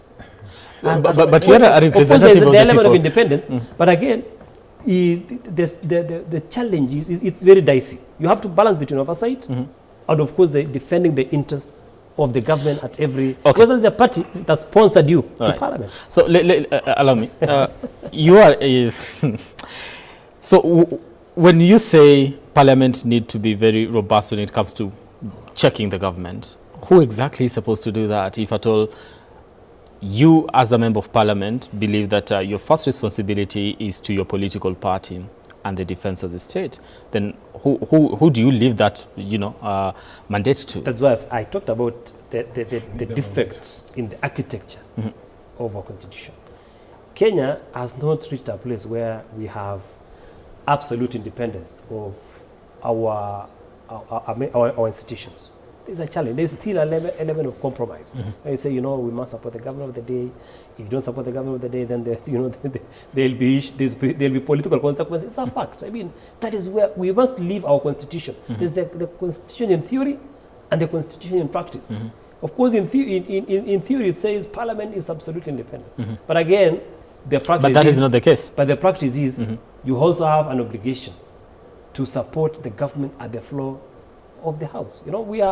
We have a party constitution that obligates a member of parliament elected through a political party to support the government of the day. Okay. And therefore, we must look at the architecture and the design of our constitution. Because I've always said, Brian, if there comes to a point where there's a conflict between party loyalty and the obligation to oversight, then of course, I believe that the obligation to oversight is greater, but again, it is pulled down by also, the need to defend the interests of the government of the day. Okay. Yeah, no, I just wanted to comment on that because you see, the citizens of this country have signed a social contract with the government. And we've seen intentions by the government to undertake fiscal consolidation. But at the same time, we are seeing problems with fiscal discipline. And Mheshimiwa is saying it's difficult to, enforce fiscal discipline because it may compromise your position politically. So then that's where now the citizens are wondering, so what do we do? Because we need a government that is sensitive to our needs, that is aware that at the end of the day, it is us who are bearing the burden of this budget and all the expenses that are wasteful. At the end of the day, it is the citizens who are bearing. In 2004, when we first, I think it's the only time we had budget surplus during the Mwai Kibaki regime, we saw a citizenry that has boosted morale. And when morale is boosted, and we saw, of course, free primary education and a lot of other things, construction of roads and things like that, when morale is boosted from a citizen's perspective, then there is willingness to contribute to the social general good through taxes, through any patriotic act. But what we are seeing right now is a situation where the government is not willing to be disciplined as far as expenditure is concerned, but at the same time they expect the citizens to contribute their fair share. That becomes a bit tricky because we've seen that the morale is going down lower and lower each day. The business environment is not working very well because of these same issues of fiscal discipline. So for Mheshimiwa to say that their hands are tied gives us no hope because we are depending on them. We can't directly be in the parliament to debate some of these things, but we send them to do it for us. So our hopes are dimming, but I know that they are well-meaning, except they're not working towards the general good of the country. Now, something on the issue of supplementary budgets which have been mentioned. Currently, the budget is estimated 4.8 trillion. Out of that, 2.6 trillion is consolidated fund service. In the consolidated fund service, where we have interest repayments, where we have pensions and constitutional offices, about 1.25 trillion is interest. So consolidated fund service is already taking 2.6. That is an amount you cannot negotiate of 4.8 trillion. So even the 70-30 that Daktari is talking about may not be possible because 2.6 is already gone. I mean, you can't do anything about it. And fiscal consolidation and fiscal discipline is the only thing that will help us narrow down on this consolidated fund service to bring more money for development and to boost the citizen morale, and that way the economy will grow together. Okay. Yeah. Before you come in, can we really trust on you as a legislator, as the people? Should we or should we give up? One day, this budget is sensitive to the needs of our people. I've told you, we have a budget in agriculture of 63 billion. 18 billion goes towards fertilizer subsidy. We have invested in roads infrastructure. When Ruto came to power, all roads are stalled in this country. But you can see now that there is ongoing road maintenance and marking of our roads. So, Brian, your question was whether Parliament is assisting our people. I have no doubt. So can we rely on you to speak the language of the people? I have absolutely no doubt. It is true there is a social contract to have that every year we have a government that serves the interest of our people. I have absolutely no doubt that this government has served the interest of Kenyans, looking at the budget that has been proposed this year. Personally, I have an obligation to defend the interest of Kenyans, and I've done it. Even raising the issue that we need to do oversight. That is an obligation towards defending the interests of our country. Allocations of mega infrastructure projects like roads and the standard gauge railway are part of the 4.8 trillion budget for the last full financial year under President William Ruto before the 2027 general election. CS Mbanjeti, of course, will today deliver a speech on this year's budget, which the government has argued is modest in new taxes in an attempt to preempt public anger with the looming anniversary of the Finance Bill 2024 later this month. And of course, looking at, because the nation is reporting mega infrastructure projects such as roads and the standard gauge railway will receive generous funding in President William Ruto's 4.8 trillion budget before the 2027 general election. He was talking about the roads that we've had that conversation with you, of course, before. And I believe you want to respond to that, even as we look at the infrastructure that is actually considered, that actually has been given priority as we head to the 2027 elections. I think, Mheshimiwa, let's not use the Lonimau Summit as a good example. It's a very bad example. The Lonimau Summit is not a project of this government. Well, it's being done by the government. No. The first thing the president did is to cancel it so that he can go in front of the price. Let me tell you. And by the way, I'm so keen because the entire Nyanza, Western, Rift Valley depends on me as an incoming senator for Nakuru to make sure the road is free. They depend on me, by the way. I'm going to do that all perfectly well. We will not pay for the Lonimau Summit because we pay for VAT, for pay as you want, for fuel levy, for NSSF money that is put there. Mwai Kibaki took a loan of 27 billion, did Thika Highway. Let me tell you, as a political economist, this is where politics get into, you mean to merge with economy. You cannot put a tax on a public road. those are common essentials for government. Look at the expansion of the highway. We must make this a free road, so that economy can spur from Nakuru going to Eldoret and all that. You know, it's costing 1,000 on top of the fuel, on top of all the levies that you'll be paying, 1,000 to use the road to Nakuru and back. That's 2,000. That's an extra money. That's fuel enough to drive to and fro. So what you're going to do, Mheshimiwa, we agree because you come from the same region. Once the Chinese is ready, done with the road, we take over government next year. We'll call the Chinese to come and be in no hurry in Africa to come and sit in Nairobi. We'll ask them, can you tell us the actual cost? Removing the inflation, corruption money, top up of other companies inside there. How can we pay for that years? A public road with people you don't know who are the investors. This road has no contract to date because the figures are shifting. The figures are shifting. There was a problem with the Chinese because there are some people who wanted to include some other companies in the contract. So they can tax Kenyans for that years. So there was a problem with that. So let me tell you what you are going to do. Once we understand how much it has costed, how are you going to know? There are international standards of doing a road, by the way, international. There are standards, so you cannot come and tell us yours costed X amount of money. Okay. We are going to take that as a loan as a Republic of Kenya. That's one of the things I'm going to engage the incoming government, that we pay the loan for a long term. We continue using the road. Why? This road was done by President Moi, 1980. We have used it for 45 years. You cannot come and increase some lanes in a public road done by President Moi, you know, do some roads, increase some lanes there. You tell us to pay. If you want a road, a toll road, Mheshimiwa, now I'm talking to you because we come the same direction. You can help in this. Let this government do an expressway from Kangemi all the way to Maraba. Everybody flying on top will pay. But the road that God helped us with, a public road, the one the boy did, we cannot pay for it. That one is something I'm trying to talk to members who are primary leaders from this area, so that we can be together. So it's a bad example. If today, looking at SGR was supposed to leave Naivasha, go to Nakuru, Eldoret, then Kisumu, so that those towns can also benefit. There's no moving SGR through the forest all the way to Kisumu for political reasons. It doesn't make sense to us. So those are the issues I'm saying. They are bad examples. PPP is a very good model. I want to say this because these are things that we have been advising on. The problem with the PPP, the ones we have done in Kenya, they are all opaque. Do you know the terms of contract of Taranta? 45 something worth a loan of 45 billion. We are going to pay 100.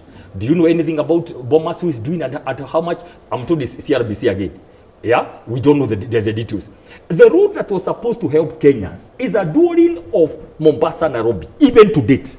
The American company that was supposed to do it, they were asking for external, extra whatever, and they say we cannot do that. It is stalled. That is what the government should be doing, so that you increase, people can be able to move. That's number one. The other issue I wanted to say, let me break it down. Mheshimiwa, like 3 times he has repeated what the government is doing. Let me put it to you what we expect to do, and if it will not be done in this parliament, we have asked our MPs to go and cause a division. Let any MP come one by their names, come and vote for this budget if they think it's a correct one. Not and others will be asleep. Let me tell you, we want, very quickly, we want this budget on education. Today, the hours that are remaining, please go and increase. Mheshimiwa, because I can hear that we are talking almost the same language. It's only that there is a lot of pressure there. You cannot go against the government. But no. The secondary deficit is 28.4 billion. Deficit in free primary is 18 billion. Junior secondary 11. Please, Mheshimiwa, because you are the one we have here. We simply are saying, if it was our budget as a united, and by the way, if you don't do it next year, when you take over government, you are going to do a supplementary. Now, number two, we are going to go on agriculture. They have given it 106. We increase that at least 3 times. As our budget is talking about 300 billion. On agriculture alone. Cut all these other waste and flying on luxurious jets. There's going to be money for agriculture for farmers, right? We are going to be there. And number 3, health. The health we have here is 170 billion. With only 240 billion, you can have access to free health for everyone.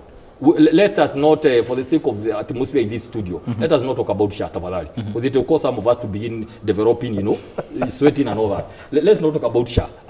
So we are saying we are going to do that. Those are 3 very basic things. If you fix agriculture, fix education, fix health. That's what we are saying. So Before that is what the opposition is for. That is our envisaged budget that the members of National Assembly today, by the time they go to discuss it, they should be able to make amendments to at least have money that is going to the people. That's what we are asking. That's our bare minimum. All right. Your responsibility. Yes, Brian. You know, Dr. Mbai, I like the fertile imagination that they are going to form the next government, which is not possible. But I'm sorry, as you repeat, Mheshimiwa, I've confirmed the High Court said all the 44,000 interns should be absorbed. Also look, because I know you are connected, you may make one call that can change the whole world to state. You know, these things are done in state house. Please let them absorb. Let's look for extra money, not 20,000. Let's absorb the 44. It is a High Court order. I comment on that briefly. Now, Brian, one of the issues that the opposition suffers from is selective amnesia. Are you aware that the expressway that we have here in Nairobi, it was done through PPP, and it is a loan that has to be repaid. We are going to repay for 27 years, that expressway road. Now, this road from Rironi to Mau Summit, all the way to Kisumu, this road was not done by the previous regimes, but this government has done it through PPP, just the way that Uhuru regime did the expressway. And therefore, sometimes we criticize, but I think, I think this road will bring a lot of economic significance to that particular region. Number two, I agree with him that we need to confirm the 24,000 teachers. And this is something that we mentioned raised. 44. I mean, all of them. No. The entire was 44. Yes. Under this budget, we have set aside money to confirm 20,000, leaving a balance of 24,000. And we've made it clear that we need to, the 24,000 remaining teachers on internship need to be employed on PNP terms. And I think we are working towards it. We, of course, we will look at the budget and we'll see what we can do. But even if we don't, right, under this government, I've told you, in the last 3.5 years, we have employed 100,000 teachers. In 10 years, Uhuru Kenyatta regime employed only 107,000 teachers. Even if it is not done in this budget, I have absolutely every reason to believe that in the next, if given 10 years, and I have no doubt that this government will be given 10 years, we will have completed the backlog of 350,000 teachers who are unemployed in this country. Can you imagine, Brian? We have a teacher who has never been employed since 2014 in this country, who has stayed at home since graduation, more than 12 years, or even more in this country. But the president is trying to clear the backlog of unemployed teachers in this country. And I think that is one of the biggest achievements of this regime. Okay. But you want to say? Have you ever noticed something? Every time you're talking about this government going forward, they take us back to Uhuru Kenyatta. I don't know. You know, facts are stubborn. The day you take over government, you took over all the goods and the bads, and you move forward. There is this kind of thing. Everything you go back somebody who retired. I mean, are you not sure that you are in government? I mean, no. I wouldn't. If, for example, I'm elected today, I will not go back and say, you know, I'm not able to help you well because the other senator, you know, did do. No, you are the one who is in power. Now listen, Kibaki alone per year, he was borrowing 200 billion annually. Jubilee government was borrowing 700 billion annually. This government is borrowing every year 1.4 trillion. The question is, why don't you go hire teachers? You know, that's the question Kenyans are asking. This money you are borrowing, where is it going? Of course, it's the money being dished as setups, hiring luxurious jets, doing the things that you see, which are, you know, those stadiums. Now, but let me tell you, this is very important. Per day, this government is borrowing 3.13 billion. Per hour, seated here, we have been here for 2 hours, 125 million per hour. So by the time we leave here, this government will have borrowed 250 million. Now, the question is, stop the issue of Uhuru Kenyatta here. No. Now, facts are stubborn. If this government didn't cancel the contract by the French, today, all the deaths, people stuck in jams will not be there. What was the idea of cancelling French? Because what I heard, if you remember, the first statement government gave is that we are cancelling French because they are telling people to pay. We must make Riloni free. That is the one, it is there. That is, I think who was the minister? I think Mokomen or something. That is statement he made in October 2022. So we expected good government. We are not going to pay, but 3 years later, 3 years after so many deaths, so many jumps on that load, is when they are coming back to say, oh no, you know, we have gotten Chinese and we are paying for 30 years. The budget has increased by 50 billion, and we paid 6 billion. Okay. To cancel that. So, just as a matter of fact, what I'm saying, please leave Uhuru Kenyatta alone. Continue borrowing every day 152 per hour. What I'm saying, if you allow me, I wish somebody full of God's favor today can stand and say, High Court ordered government to absorb all the 44, and they be absorbed today because there's money. Okay, there's money for that. So you're calling on him to no, you know, Mheshimiwa, kindly. Even if you can't, I look for somebody who can. Facts are stubborn, Brian. This country inherited an almost collapsed economy, and it is his party leader. No. Actually, but listen, actually, I remember. During the inauguration, it is his party leader who actually stated that we almost inherited an almost collapsed economy, and it is a fact. All roads in this country are told. Teachers are not being employed. We had a problem with last mile connectivity, you know, and so many other problems in this country. So I remember that. We must revisit history. I do remember the statement, but I also do remember, you know, the question asked to the party leader, and he said, by the way, it was politics then, and right now the message seems to have changed, and they're saying Uhuru left a working government. To some extent, that's what Rigathi Gachagua is saying. So whatever they decided to do before the what is a working government? Do you know the government where the coffers were running dry? Do you know what we ask? Let's be pragmatic. Yeah? We are here to help this nation. Mheshimiwa, what we are saying, let me tell you, I come from a background of delivery. Is kindly tell us the 8.7 trillion you have gotten from Kenya C2022 plus the 4.2 trillion. Please just come. You know, we are going to do Route 4 in August, right? Yeah. Kindly just come, because tell Kenyans, this is how I spent your money on development. Finished projects, tick. That's all what you're saying. You know, that's what Kenyans are saying. But we are saying, don't come and tell us you are passing a budget, Mheshimiwa, with a deficit of free aid. That is the lives of every Kenyan. All the parents who are down there, they take their kids to public schools. Okay. You know, that's all what I think we are very clear on that.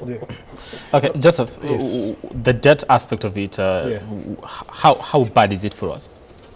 Yeah, so I mean, and it's an elephant in the room, really, because the trend that we are having, you see right now we have a deficit, a budget deficit of about 1.1 trillion, which is meant to be funded through borrowing. And this borrowing, we are seeing a situation where 995 billion is being borrowed locally. Now, I'd mentioned that that has different implications. And one major implication that it has, and which has the potential of stalling all other issues that we are seeing in this country, is the fact that it is going to suffocate private credit. What that means is that businesses are not going to be very attractive to banks, commercial banks, and small lenders are not going to be very attractive to commercial banks. And so what that means is that businesses are not going to grow at the pace they should grow, and the economy in general is going to be affected. So the question that I will ask maybe the government is then, if at all the deficit of 1.1 trillion, 1.4 trillion cannot be brought down, why are we focusing borrowing local? Besides the fact that, of course, borrowing locally is a bit expensive. That is one thing. The second thing is the fact that fiscal deficit every year keeps compounding. Right? So if you are going to have more than 1 trillion fiscal deficit every single year, in the next 5 years, that will be too much if you factor in interest repayments. And so what we intended to see, and what we intend to see even in future budgets, is efforts and measures to reduce fiscal deficits. I would propose some. One of them is, and we'll go back there, fiscal discipline. Because at the end of the day, the money we put here as 1.14 is not going to be the actual deficit we're going to have. When a supplementary budget comes, normally the avenue will be borrowing, and so it's going to be more. If there's fiscal discipline, then we don't need even a supplementary budget. If there's fiscal discipline, then some of these numbers we are seeing will come down and will give priority to sectors. I agree, education is one major sector. And the reason right now we are exporting human capital, and I know that the government is very proud of that, is because at some point from 2003 all the way to 2013, there was focus on education. It was obvious. You will see that there's focus on education. And what has that done to our economy today? We are increasing our service GDP percentage. So our people are exporting their talent, and the economy is doing better on that front because of education. So investing in education is something that has long-term ripple effect. And so to ensure that a sufficient amount of money is allocated to education, then fiscal deficit has to be dealt with. Something else that can be done is to increase taxpayer morale. Remember, a huge chunk of the revenue that we expect to fund this budget is coming from ordinary revenue. And a huge chunk of that is income tax, actually. So when taxpayers' morale is boosted, and you saw the finance bill, it had about 56 clauses. 31 of them has to do with giving the Revenue Authority powers to further frustrate taxpayers. One of those powers is the fact that if you have a tax dispute with the Revenue Authority, then you have to pay before you appeal. Now that is unheard of. I know this has come over and over and keeps being dropped, but taxpayer morale is an issue that needs to be dealt with. How do we increase the morale? Because, and I think that's a conversation that even the nation itself is grappling with and trying to understand. I would love to, but however, I'm not interested in doing that because I don't see where it is going to. I look at KRA in different light, and they're not as friendly as they're supposed to do to be. And yesterday we were having a conversation on the same, and talking about how they need to change the image and all that to try and appeal to the people and all that. So how do Kenyans be enticed to be able to be willing to actually get to pay taxes? No, I think one of them, and it's the easier one, is we have a budget. Can we see a situation where this budget is working? So for example, healthcare. If we have a situation where healthcare is nearly zero, I can tell you for a fact, there are countries that are taxing their citizens higher than us, over 40%, but they're willing to pay because healthcare is free, education is free, and most of these social and critical services are free. That in itself will encourage most citizens and taxpayers to pay more and want to contribute patriotically. The second one, which I think is also an elephant in the room, is accountability as far as expenditure by the government is concerned. So you budget for this, at the end of the year, we see where the expenditures go, reallocations of expenses from critical services to other aspects which do not directly enhance citizens' welfare. So when we see a runaway expenditure from either the executive or just the public offices, then that alone discourages a number of citizens. So being accountable, being disciplined on how you spend can boost that morale. So I think the government has all it takes to do that. The third one is boosting the business environment. At the end of the day, employees must be employed by business. I know the government employs quite a chunk, but the rest, and a good majority, is small and medium-sized businesses and all businesses in general. If you boost the business environment, investors will come. We've seen instances where, investors prefer our neighboring countries. When investors come, that is money flowing into the country, jobs being created, and economy being ignited to grow by itself. So these three things, if the government can focus on them, then I think we'll not have a problem going into the future. Good. I'd like us to go back a little bit, because some of the proposals you're putting to the table are some of the proposals that have been done. Every time we have these conversations, we always talk about these things. Why the implementation aspect of it, or taking these things into consideration, is where we seem to not be interested. So what is lacking there? Is it political goodwill? Is it the intentionality from the people that are responsible? Or what exactly is not pushing for us to actually, be very intentional when it comes to working for the people of this particular country and do some of the recommendations that experts actually put to the table? No, I think it's a mix of things, to be honest. There's the political side, which I think my colleagues here will comment on. But on the other hand, there is the capacity to deliver. You've seen proposals to ensure that the Revenue Authority, for example, collects more. But what we see is a situation where those who pay taxes are the ones who are being targeted with audits, compliance checks, and every time you think you're done with the Revenue Authority, they come again. A few individuals, a few businesses are carrying the burden of many. So there is the need to enhance the capacity to expand the tax base. Now that capacity is lacking. And the attempts are there to ensure that then it is expanded, but it's not done in the right way. That is one. The second one is the issue, and I'll go back to it, of debt. The moment you have debt, however well-meaning you are as a government, you are squeezed because you have to refinance this debt and you have to service it. And it continues to grow. That means it grows faster than our revenues are growing. That's a challenge because yes, you have those good ideas, the proposals, but your debt is growing faster than the revenue. So what do? You look at it and say, this we cannot do without, so let's sort it first, and then for the citizens we'll come and negotiate. So there is that aspect that also is making it difficult. For political issues, I think... Right. And I want, as you comment on that also, just look at, it was the people versus, the opposition versus the government, and this is what your team, Honorable Bai, actually did release yesterday. We're talking about 4.32 trillion, and what we're focusing on, all cuts are concentrated in executive administrative waste, non-essential security overhead, vanity infrastructure and cancelled contracts.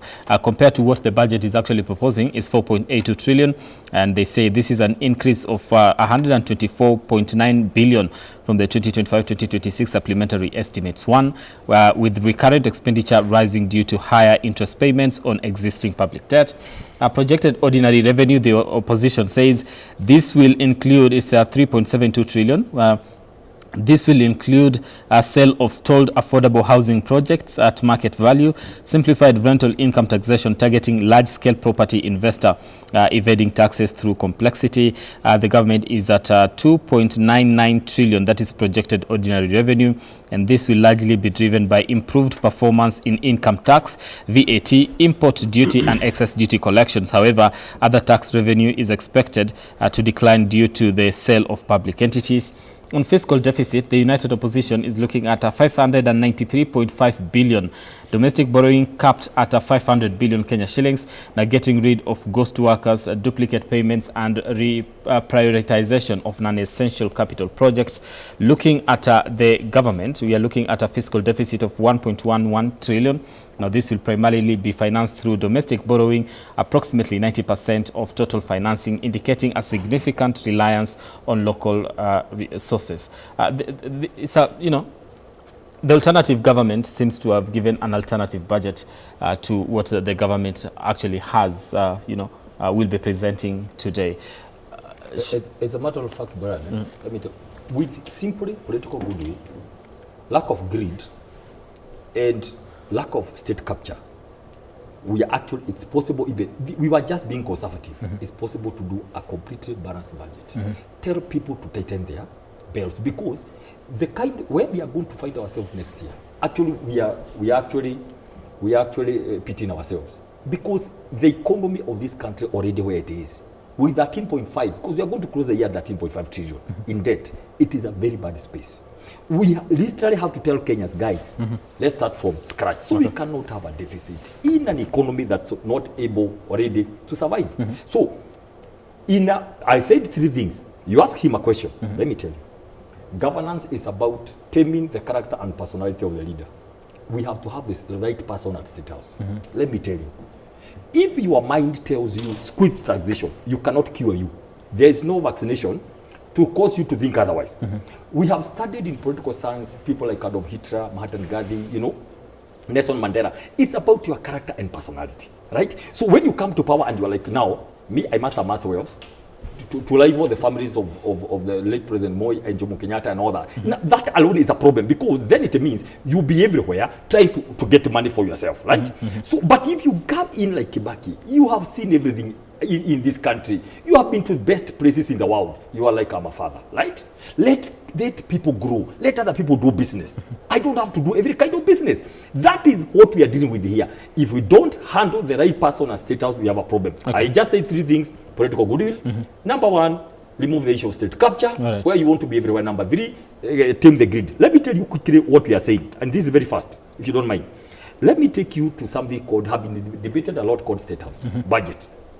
According to the line there, State House budget, they are saying it is 13.6 billion.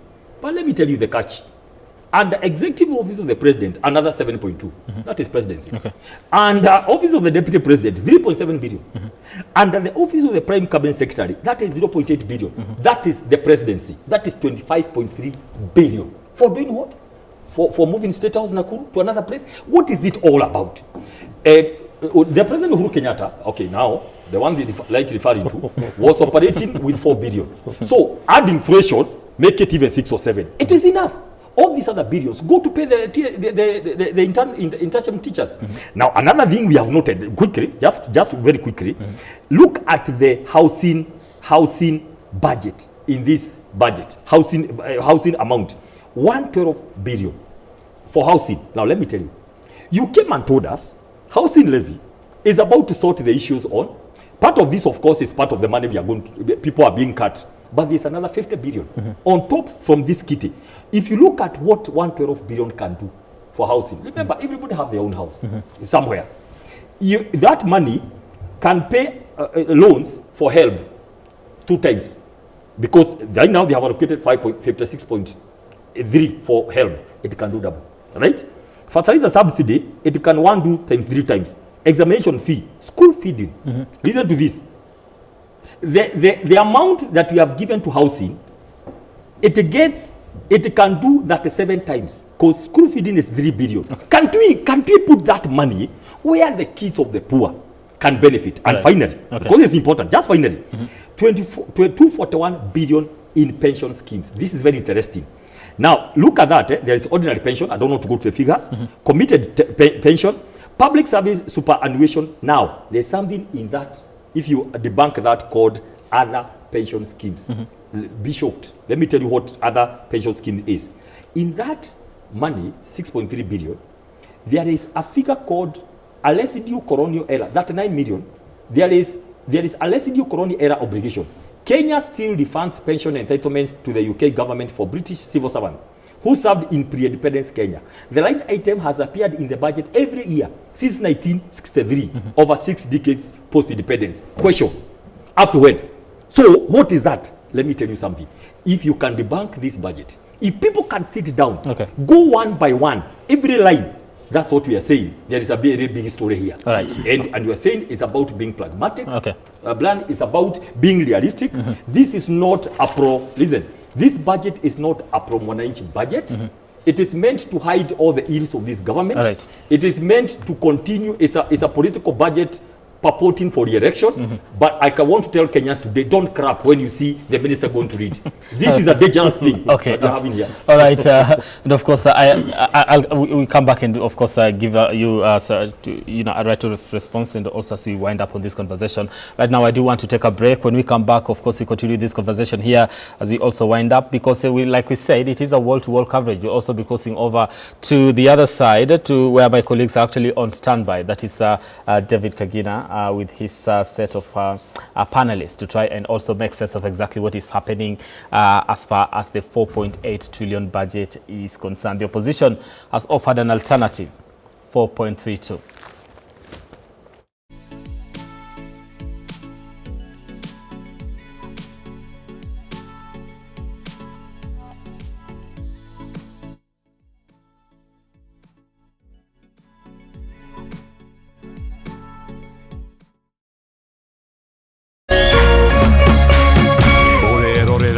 Meme TV. Why wait for fun? K24.digital brings you 24/7 entertainment. From the pitch to the playlist, from celebrity gossip to the memes you love. We're not just news, we're your non-stop ticket to everything cool and trending. So get in the know. K24.digital. Follow the buzz 247.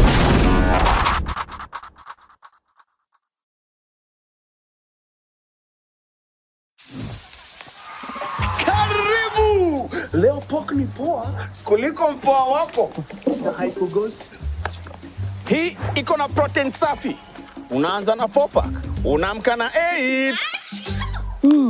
Hii imeenda. Pork iko na selenium. Inalinda immunity kama bouncer. Na iko na vitamin B1. Unaingia shift leo, unatoka kesho na nguvu. Ingia utoke na testimony. Ewa yote. Wet fry, dry fry. Stew, choma. Fuel ni pork. Focus ni pork. Boost ni pork. Pork power. Pork safi. Life safi. Wananiita Professor Power. Ukisikiza wengine utachanganyikiwa. Jipatie power na Farmers Choice Pork inayopatikana kwa stockist, butchery au supermarket kote nchini. Farmers Choice Pork ni pork safi, life safi.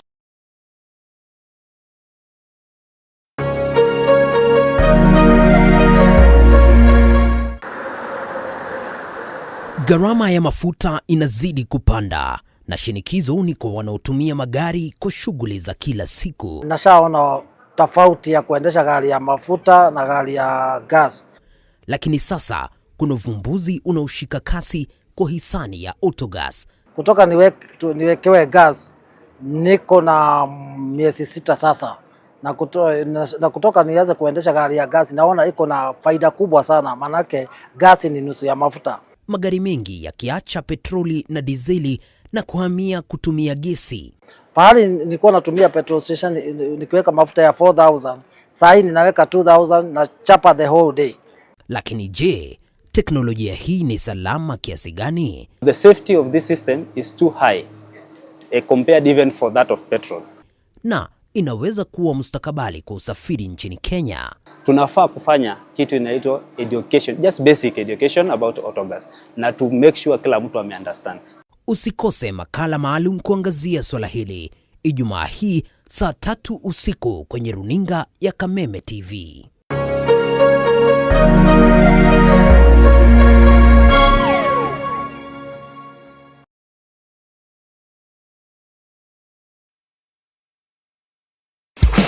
Gatatu tariki 10 na kana tariki 11 June, kambuni ya Pwani Oil na Kameme kayo kamwige nitugashira matura-ini ma Murang'a, Kegumo na Maragwa kunyitanira na arimi aria maigaga ng'ombe ciaria. Nitugoka gukuonia njira njega ya gukama ukihuthira maguta ma Sawa Milk Jelly maria makoragwo mari soft na matigagira ati ng'ombe yaku nirakameka na njira njega o ati ndehithaga iria. Oho Pwani Oil ni makureheire supplement ta Ama Energy, supplement iria iteithagiriria ng'ombe yaku ikagia na hinya wa mwiri na koguo ikongerera production.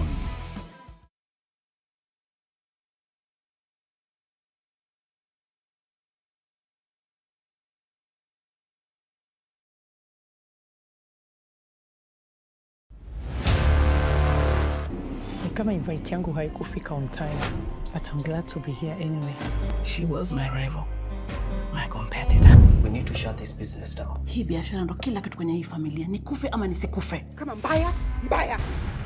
We ni mnoma sana. One truth can break everything. Sit tight.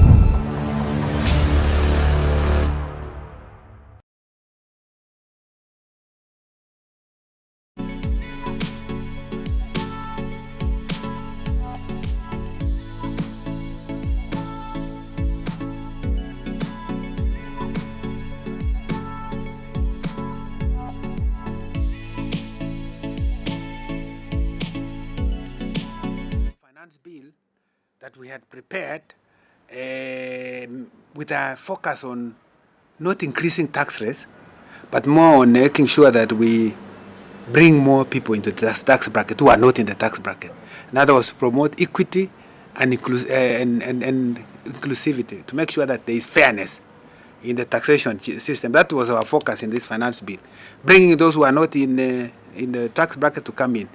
In fact, our desire was to even lower, as you know, even my minister and the president announced that we give some relief to the salaried people by lowering increasing the threshold of what is not taxed. But now, under these circumstances, it becomes very difficult to balance, because on the other side, the spending pressures have been increasing. We need more money for education. We need more money for health. Our people need more roads and the other infrastructure, energy, and the rest. The social sector, even the environment sector, there are a lot of climate shocks. We need to come in. So when we look at the funding request for ministries, we have not funded up to about $1 trillion. To be precise, 914 billion. So this budget of 4.8 is not enough because the ministries needed more by 914 billion. In other words, almost 5.8 trillion is what the ministries wanted. But given the resources available, we could not fund all that. So we had to rationalize, and only what we have done is the best under the circumstances.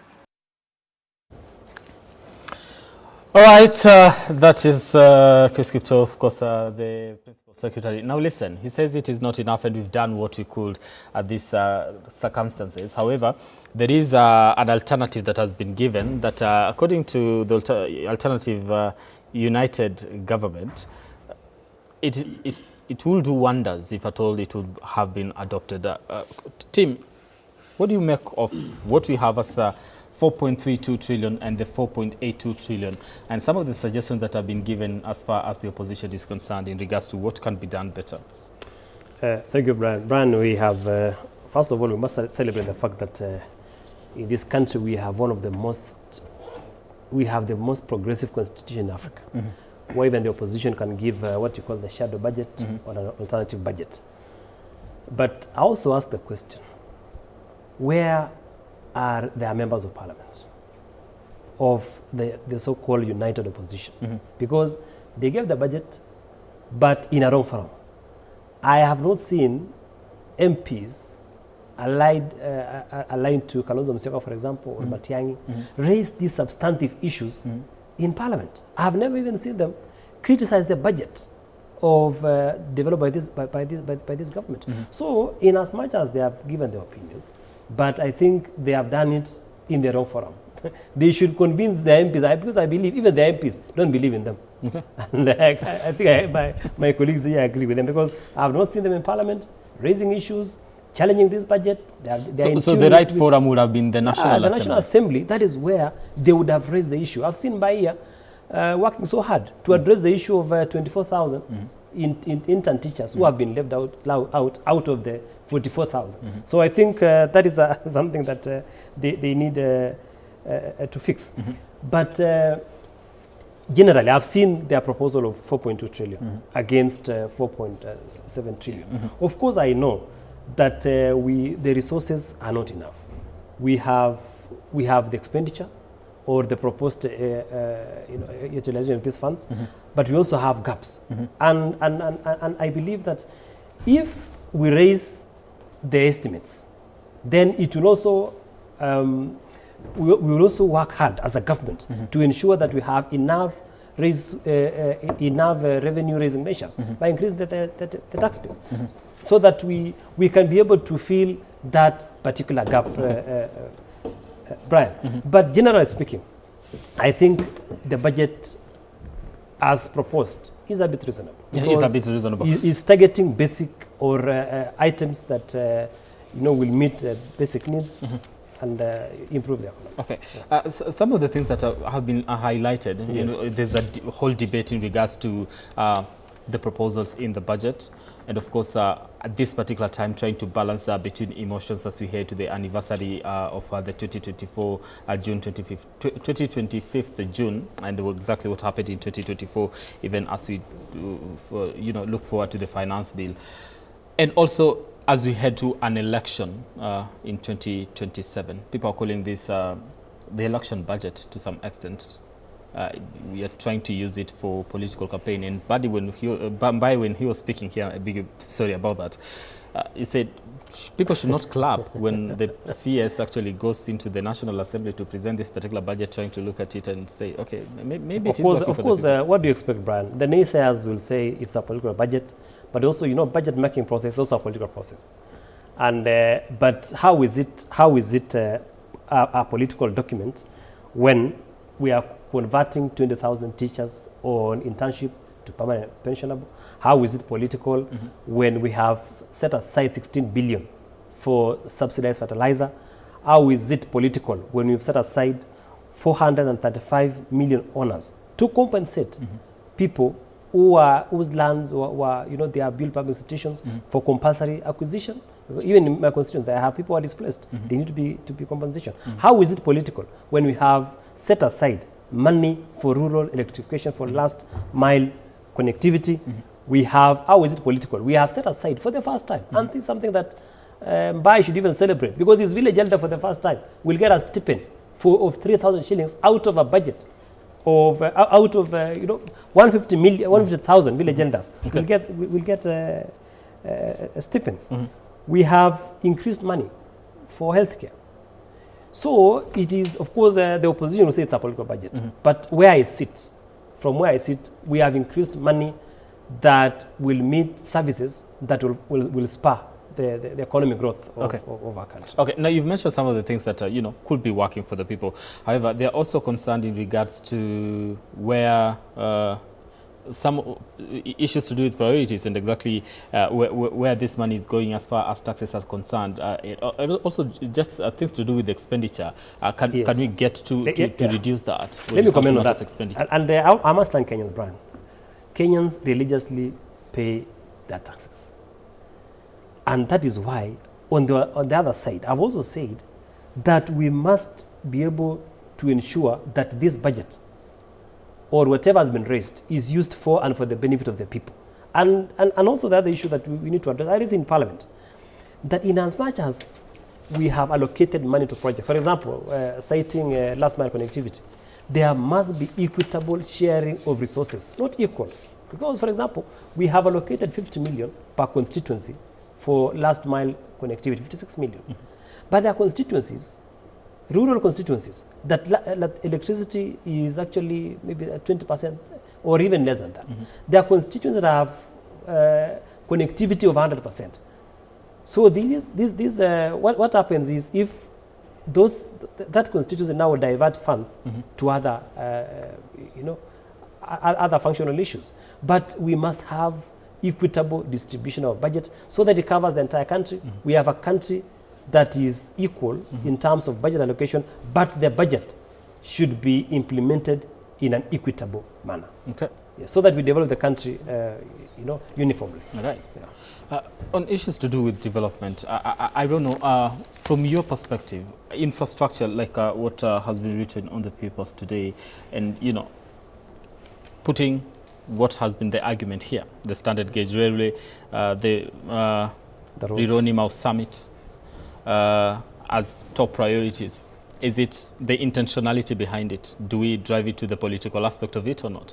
And before you came to answer that, of course, what you believe about to see on your screen right now is the Cabinet Secretary for Treasury, that is John Badi, of course, making his way to the National Treasury for preparations in regards to what he'll go to do and present the budget to the National Assembly, and of course the public today, later in the afternoon. Right now I believe he's going to his office, and of course yes, we'll bring you those particular live pictures there of the Cabinet Secretary. Has started his day at 8:12 a.m. in the morning to heading into his office for a little bit of, I don't believe it's consultations or something like that. Then later on, of course, present a statement to the public before he heads to the National Assembly for the presentation of the budget to the people of Kenya. Right, I don't know if he's going through this particular budget that he's going to be presenting or he's reading a newspaper. But yes, Cabinet Secretary John Badi. He's reading the same newspaper we are analyzing here. You must be fair to the expert. Oh yeah, that is a newspaper. Oh, he's reading the newspaper. He's not reading the, I mean, sure. He's reading a newspaper. I thought I didn't get this PS Kipto who is reading the budget estimates. I mean, the work of the CS, of course, is to just be briefed broadly and go through. The technocrats do the rest. Okay. Yeah. All right. So Yeah, from an infrastructure development perspective, it goes without saying, infrastructure spur economic growth. And so allocation to infrastructure is critical. And those are some of the long-term implications that we are going to see in the budget. Normally the question that is asked, and I'm looking forward to a situation where one of the years coming, we will be told, now last year you gave us 4.8 trillion. This is how it was spent. You know, that also helps us, you know, have a context for the next financial year. But what we've seen before is that allocations are made, like for this case, about 800 billion are made for infrastructure. But somewhere along the line, you do not see those allocations implemented. Or if they're to be implemented, they're implemented through debts and other forms of financing. Today, we have the infrastructure fund. It is not clear the interplay between what we have in the budget allocation and what we are going to have in the infrastructure fund, and how those two will marry, so that then at the end of the next financial year, we say, this much was taken from the budget, this much was taken from the infrastructure fund, and so that at the end of the day, we see tangible evidences of infrastructure. I mean, somewhere along our discussions talked about the Thika superhighway, and we saw the kind of economic activity it generated alongside it within the past 10 or so years. And that means then that the infrastructure development projects that are going to be implemented are expected to do the same thing. Now, the challenge normally comes where the implementation, like the Rironi Mau Summit Road, the implementation requires that taxpayers dig deeper into their pockets. Then it's counterproductive, because the little that infrastructure is going to give us, you can take it through us paying for it, for its use, and so on and so forth. So it's a good thing that we have some allocation. I wish we had more for that, because it's an insurance into the future. But what we were given there is still modest. We only hope that it will be implemented to the last coin. I like something that you mentioned in terms of taking stock of what exactly happened last year and you know, trying to compare on what we now need to do this year, because it will be very important, even in informing the public, by the way, your money is actually working for you. Why do we never take stock of that? Or are we just, when the stock is being taken, we actually don't pay attention? What exactly happens from your perspective? Yeah, not so much notice is given when it comes to taking stock of the previous government expenditure. And I think through the National Assembly, that should be part and parcel of the documents accompanying the budget, ideally. So that you start by saying, last year we were allocated 4.8 trillion. This is how the various vote heads were allocated, and this was the actual expenditure. That way it sets context for the next budget, and it wins some level of confidence, especially if it was well distributed and well implemented within that financial year. Without it, then we operate in a situation where you give money, go and spend. Next year you come ask for more, go and spend, without proper and structured way of explaining how this expenditure happened. Okay. Dr. Mbaye, is it possible not to have an incremental budget that we can say it is 3.9 this year, and we can still have 3.9 next year? It is 4.3 or 4.8 this year, and we can still have 4.8 next year. Or most of the time the argument that is given that, you know, the house is growing, and as the house is growing, the budget needs to increase. Is it possible to maintain a certain budget so that even as it is presented to the public most of the time, there's not that uproar and, you know, complaints from the public in regards to, yes, last year it was this year you're telling us this, so how exactly do we finance this? Because if we were able to finance 3.9, quote unquote, then we'll be okay next year when we are told, okay, it's still 3.9, and, you know, this financing model is still the same. You have asked two or three questions in one. And now let me say this. One, it is possible to have a budget this year, and I would still insist, from all my understanding of the political economy, you cannot overpromise then underperform. Okay? Now, what PS have said, he has gone back to say the same thing. To say, ideally, we are supposed, and he talks about, you know, the way he had said earlier, we should be able, you know, to expand the tax bracket above the budget. And he says, there's no way we can give you more reliefs because you still want services. That is where the balance comes in. Be actual. One of my mentors told me, when you're in a hole, stop digging. What we should see, what the laziness we see, mostly with this budget, is exactly what he is saying is not there. Because you simply come and top up. Let me tell you what technical people do in the civil service. You simply say, because of inflation and everything, add a percentage. Exactly what PS is saying they didn't do is what they did. There is no evidence, and I don't, please allow me to ask you, as media, today you'll have a lot of time to interact with the PS. Tell him to give evidence of a zero-based budget. You know, let's talk. I mean, we can be here today, in the evening or tomorrow. Tell him to give you evidence of zero-based budget, because I can tell you, nobody did it this year. It was just topped up. Now, the problem with that when you do that, is that you give what I would call a fake picture of expectations. That we are going to do this, and then realize there's no money. So 2 options. You either borrow more. Again, that is why I feel there is always a gap left here for domestic borrowing so that people can make more money. That's why I talk about goodwill, being a leadership that has goodwill, you know, at heart. That you're not doing this to cause this deficit, so you can go back and begin the advertising treasury bills.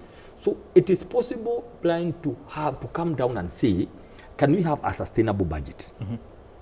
You don't have to do a 4.8 because you did a 4.2 last year. It's not. You can come down and say, this year, we have cut down everything to bare minimum. O&M, domestic travel, you see the amount of money that's spent. But now the problem is, let me tell you, when the head is rotten and when the head is not functioning, whatever else you say will not work. You remember the president saying that during the Gen Z, that the first thing was the ministers Gen Zs wanted sacked are not the ones who are sacked.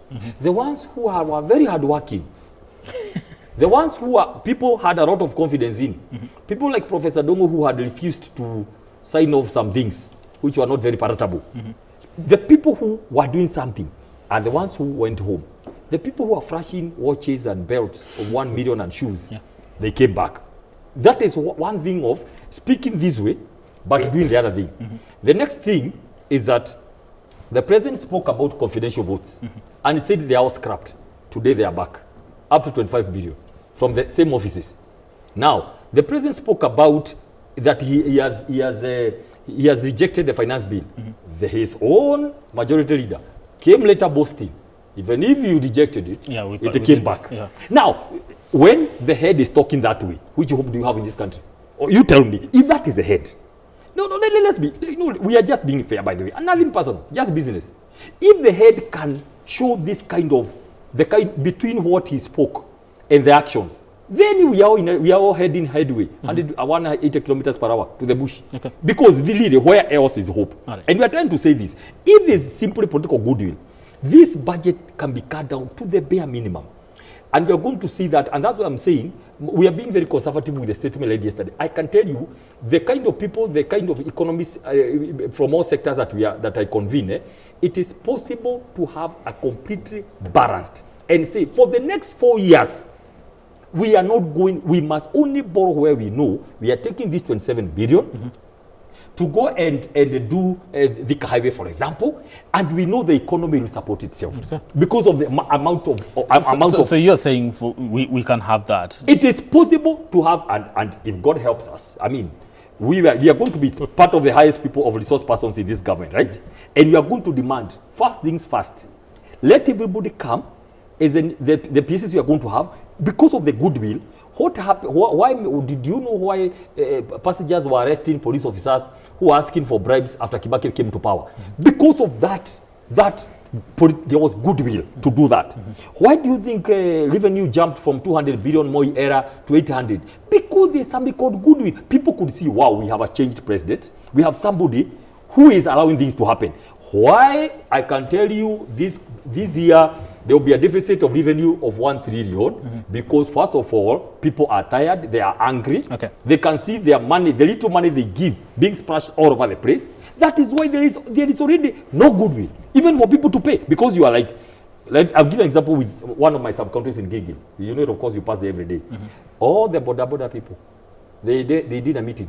3,000 of them, and they agreed they will not pay any more single penny to the county government of Nakuru before or until they do the roads. Because they are saying, we pay you this amount of money, we are literally, the kind of services we do and the repairs of our motorbikes is too much. So the day you feel free to come and do the roads, and by the way, they made it and they are not paying. That is the kind of future we are heading to. Because if the little I'm paying you, I cannot see it. Why do you want me to tell me, even the ones who are not paying? Do you one day I went and told the revenue people in Nakuru, listen, give me the work, let's agree, instead of this amount, 400, 500, can we agree that every border pay 300, but all of them pay? You'll be the beneficiary because everybody will pay, the 60,000 of them, okay? Even if it's 200, but they pay at once. Forget about telling them to pay 400, that they will never pay. Only maybe a third or 0.001 will pay. So it's about people who are in very serious government offices, or maybe, I don't know, Mheshimiwa, you can help me. Do you know you can go to look for a seat, but you don't know what to do with it? Look at MCAs, MPs, governors, or the president. Maybe you go, and then you are surprised, we are the president. And then you have no idea exactly how to run government. So maybe so you go testing, can this one work? No, then you discover, wow, am I the president? How do presidents do in Africa? They are mass wealth. You know, so are we treating a bigger, I'm looking at, because like I said, the benefit I have is political economists look at both sides. The moment you leave people behind, politics and government work this way for 30 seconds. It is politics that make governments, because governments are elected. Now, this is what the connection talk about. The moment you must make sure you work with the people who give you power, because the moment you are not responsive, then it's like that head of the truck. The head goes away, the whole body is behind. You go alone. By the time you know the disparity or the disconnection is too big. That's what has happened to this government. Every vote, I can tell you, President Ruto never stole any vote. I can tell you he was voted in because I was part of his team in Nakuru. And that voting today, one by one, over taxation, you know, lavish spending, wasteful spending, all the kind of deals everywhere else, even building hotels in Gong Forest, building a hotel in Masai Mara. People are like, excuse me, do we have the right person that we voted for? And so people are regretting. People are angry. When he gets some of us to go help, because me, I'm a consultant, to go help the government, they begin frustrating and humiliating me. Then I'm like, excuse me, I came to this government to help the people at the bottom. If then you don't want, I'll leave you your government, then we come this and begin telling people we made a mistake. That's what we are doing. Team, we came to help the people at the bottom. When we look at the budget and what Mba is actually pointing out and what some other people could actually be pointing out, it's quite ambitious, but does it really focus on the people at the bottom? And also, as you answer that, has it become too expensive to run the government at this particular moment? Very well. First of all, I want to tell Mr. Mba, nobody's regretting. He is regretting because he was... he's the only one regretting because many people are regretting. He wants to form the next government, which is impossible. But he has mentioned something. You've dismissed his the opposition quite much. It's a wishful thinking, but it's okay. He has touched something very important that I want to talk about. In this year's budget, we have allocated county governments 428 billion Kenya shillings. And we have talked so much about national government. We also want to discuss spending in the county governments, because that is in terms of economic development. If you want to spur economic development in this country, it starts at the grassroots level, and that's at the county government level. And the money allocated has been increasing depending on the budget every year. Is it reflective too? But does it reflect the actual reality on the ground? From our opinion, or in my opinion, Brian, we must also relook. Did we rush to devolution? Is it an employment bureau? Is it working for us? So that as a country, we must be able to reflect. During Kibaki's time, we had not passed the 2010 constitution that brought us devolution. Some say Kibaki was performing well. Of course, it's subjective depending on which political side you sit in. But at that time, Kibaki also had exposure to that kind of to the money that we are now channeling towards devolution. And despite the fact that we have two-tier oversight mechanism, that is an county assembly and the Senate, I don't think enough has been done to ensure proper utilization of money that is channeled towards devolution in this country. And therefore, we must encourage robust oversight at, first of all, at the county assembly. Okay. And we must have competent. Actually, the problem we had in this country was removing qualification for individuals or for those who desire to be county assembly members of and I also ask you that where exactly did you drop the ball when it comes to matters accountability? We amended the Elections Act, which had provided that you must have a minimum of a bachelor's to be an MCA in this country, or to be a member of parliament, to be, when I mean Senate or National Assembly. So that you find, for example, in a county government, you have a PhD holder as the governor.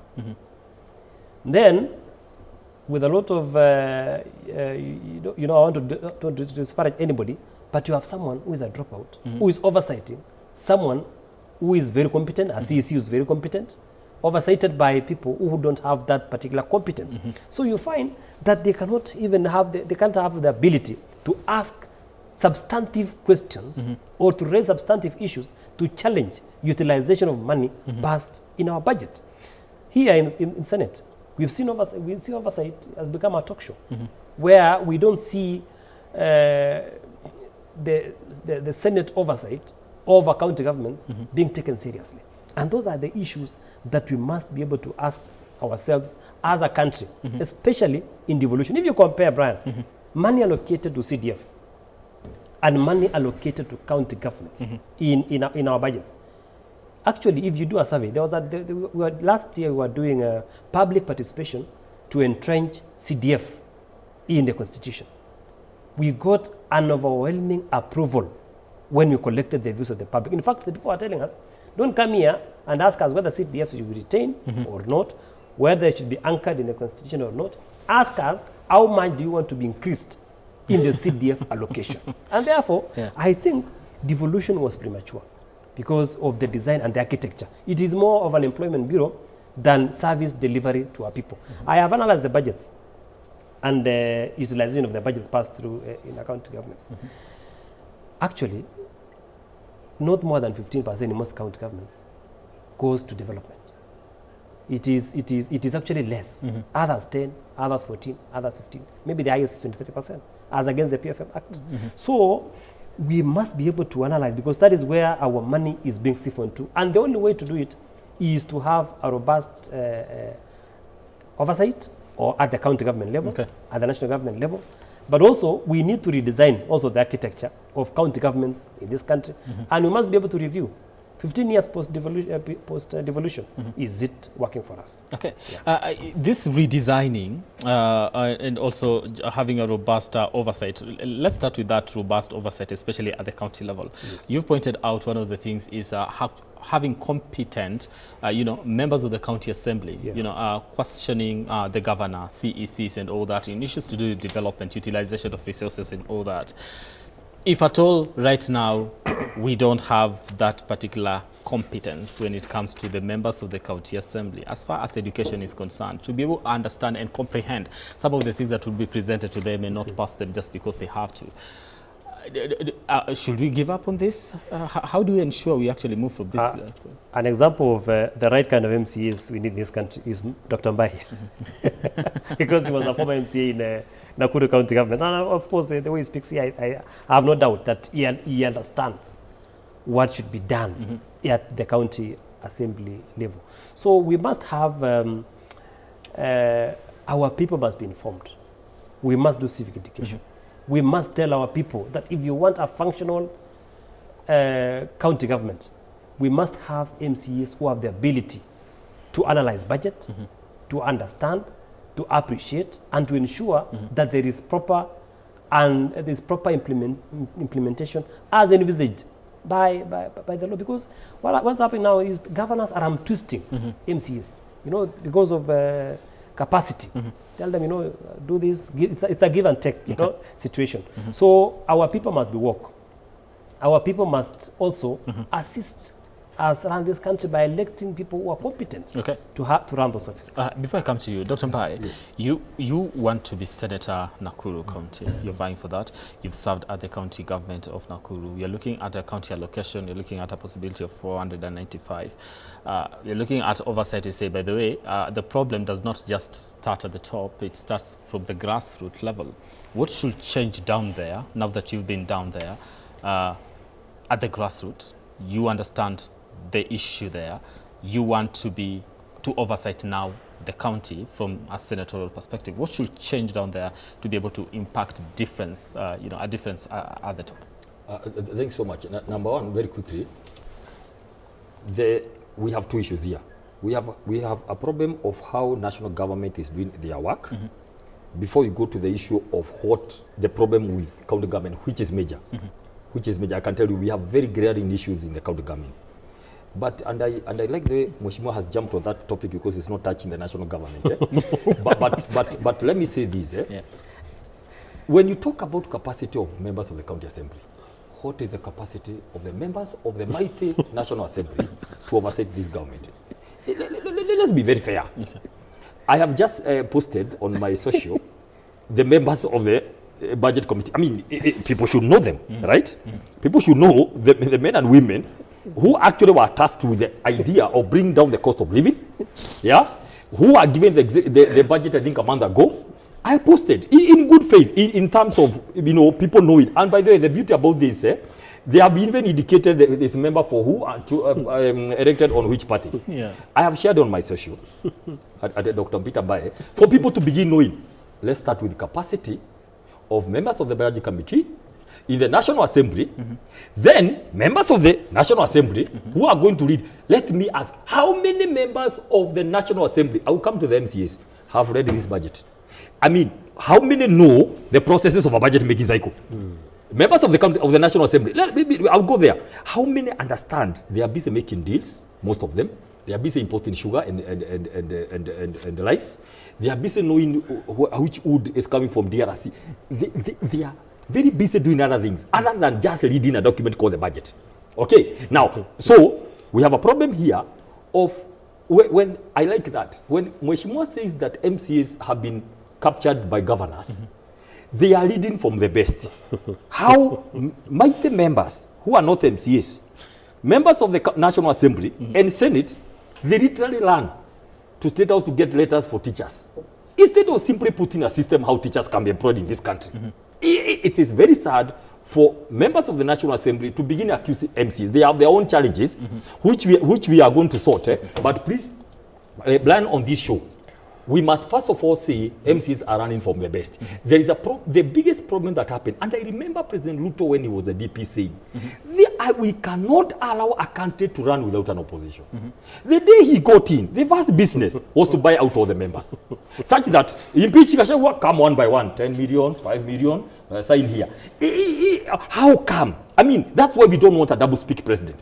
So, let me quickly go back to the county assemblies. Now, in the county assemblies, I can tell you, if there's one problem we have in this country, I can tell you because I know. I served 10 years there, both in the executive and the legislature, before I joined to work in the national government. 4 things very quickly. 1, the issue of an ever-increasing wage bill. I can tell you in 10 years, if you don't rethink county governments, they will come to a halt. Most county governments, the money they used to get for revenue from the municipal councils is more than what is received today by the county governments. I can tell you because I know. There was a lot of fiscal discipline then than today 15 years later. So one is the issue of increase of a wage bill. I know counties that every year they have been hiring over 1,500 well-connected people. Now that's one problem. Number two, the issue of procurement. Okay, how it is done and who. All the people who work in county governments, all the senior people, they have proxies. Those are people who get jobs, and when the payments come, cherry picking, you pick the companies that have people who are interested. The major people working with the county governments, they have been auctioned. They are poor because them they are going to queue for a job, hoping and knowing, one, they don't get the jobs, and the ones who get, they don't get paid. Those are two issues. Number three, revenue. I want you to tell me how many county governments have a working automated revenue system. What happened? These revenue systems, they are configured in a way they must break down some time for people to go back to manual. There is a lot of loss of revenue. Money is not getting, for parking is not getting to the accounts of county governments. Those are the issues that are there. And finally, the capacity of members of the county assembly to oversight governance. I can tell you this. Let me not talk about education because I remember I was a member of the county assembly when that bill came. You cannot legislate wisdom. You cannot. I remember in the last county government, by the grace of God, I think I was only elected a member of the county assembly with a PhD. But I said no. There are some people who never got access to study, but they are wise. God has given some wisdom to be able to know what is good and bad. So, Dr. Mbai, you're part of the reason as you contributed to you cannot legislate education because there's a difference between you can have somebody who is very well educated but they don't have a calling for leadership and they cannot be able to move out. Can we talk about capacity? What is capacity? If out of 30,000 voters they have picked you to be a leader, what we need is capacity. Let people be told you don't have to bow down to the governor. And by the way, oversight is not fighting. It is simply engagement. I mean, I did that very well. No fight, engage. But the problem is, if members of the county assembly can be bought for 5,000, 10,000 by the governor to do the wrong thing, and also, of course, because of national, MPs now get 1 million, 100,000, 2 million to do the same thing. You cannot accuse the other person. We have a problem with capacity. Get somebody who understands what they are going there to do. And when we come in as a senator, that's what you asked. I'll give capacity to my members of the county assembly. Simply tell them, just go ask the relevant questions. Don't allow the governor to go on their way. And also, because I'm an authority in national government also, I'll tell the members of the National Assembly, please, there are people watching you. And do you know what, Mheshimiwa? You'll be surprised. You'll be able to say that we are fearing the president to go against him. But the people can see on the ground that you are not fighting for their rights. Most of your colleagues will be kicked out next year. I can tell you that. And by the way, if you push your party to the members, they will go get an independent candidate because people are angry. They can see their members of parliament. They cannot simply move money from here to here to help them. It cannot work. You are going to see the biggest revolution next year. But I'm seated with you. Go mark all the members who are elected from MCS to the president. You will see the kind of turnover you're going to see next year. Because people can see the elected representatives have been captured, both at the county government and the national government. If you ask me, I was there. I was able to oversight the governor very well. I'm here. I was able to ask the relevant questions to all the ministries. When I was the head of government delivery, asking them, excuse me guys, don't tell us about 20 things. Tell us 5 that you can do this year. Then we go give you the budget to do it. Then you see the results. I mean, I've been able to do my bit, and it's possible to do that. All right. Joseph, before just a minute. Mbaye, in 30 seconds, I had the principal, the Prime Cabinet Secretary in an MCA forum calling on the members of the County Assembly not to allow their oversight role to be overtaken by maybe the Senate and all that. Yes. Who exactly is supposed to do this particular oversight? That's a good question. Let me tell you how these things work. MCA is the first line of oversight. Let me put that, the first line of oversight, to distinguish between senator. Okay? You are supposed to do all those, ask for reports. We have committees in county assembly, just like the National Assembly. Exactly. Actually, some of the people working in county assemblies, in the clerks and all that, they have had internship in the National Assembly. They were just seconded there to help the county assembly. So the MCA is the first line of oversight. What does that mean? Those issues of the committee should work. Ask the relevant questions. When you see the governor out, going over, overreach of what they are supposed to do, check the budget. confirm that the budget is responsive to the issue of ECDs, you know, those food programs at the ECD level, you know, agriculture, you know, roads, water, you know, those kind of things. You should be able, and all what I'm saying, please don't blame the MCAs, they need capacity. And then somebody to tell them, hey guys, you are not alone. The person who should do that is the senator. The senator should be able to tell members of the county assembly, please, because if you notice the laws of the MCA and senator is the same. Legislation, oversight, and representation. But now, the MCA does all that between the governor and the village. Now, Senate comes the second level. If there are issues that you feel, the members of the county assembly feel, and that's why they must work together, that they are beyond. They have asked, they have invited the members of the executive, they are not coming. They are summoned them, they are not coming. You now bring your voice and say, excuse me, please, can we have, please respect MCAs. You simply engage and continue calling upon the governor to do. Now, when it's not possible, it gets to your level now, and it's like, we cannot allow the county to go down. Now the senator comes to bring the voice. You are not the issue. If you are called, there are some issues about the money and the roads. The roads are bad. The MCA should be able to talk about it there. Then senator is the second level. So when you are saying don't allow your law to be overtaken, we are saying senator comes here, the division of the revenue bill, gives the money to the county. And then says, excuse me, governor, your work is to implement, MCA, your work is to oversight. Do the work. It only comes to me when there is an issue that completely is to the disadvantage of the people. But also, remember, the senator also, and that's why, for example, in impeachment, that's how it should be. It is MCAs and the governor first to sort themselves. Now, it comes to me now as a second level to come and say, by the way, what did you say the governor did? You come and say, does it make sense? But remember, senator also oversights the national government. Is in charge of course, the National Assembly passes the budget. But when it comes to oversight, the Senate comes in. That's why Senate has committees in every to cover every part of the national government. Why? Because some of the things, or all the things national government does, they do it in counties.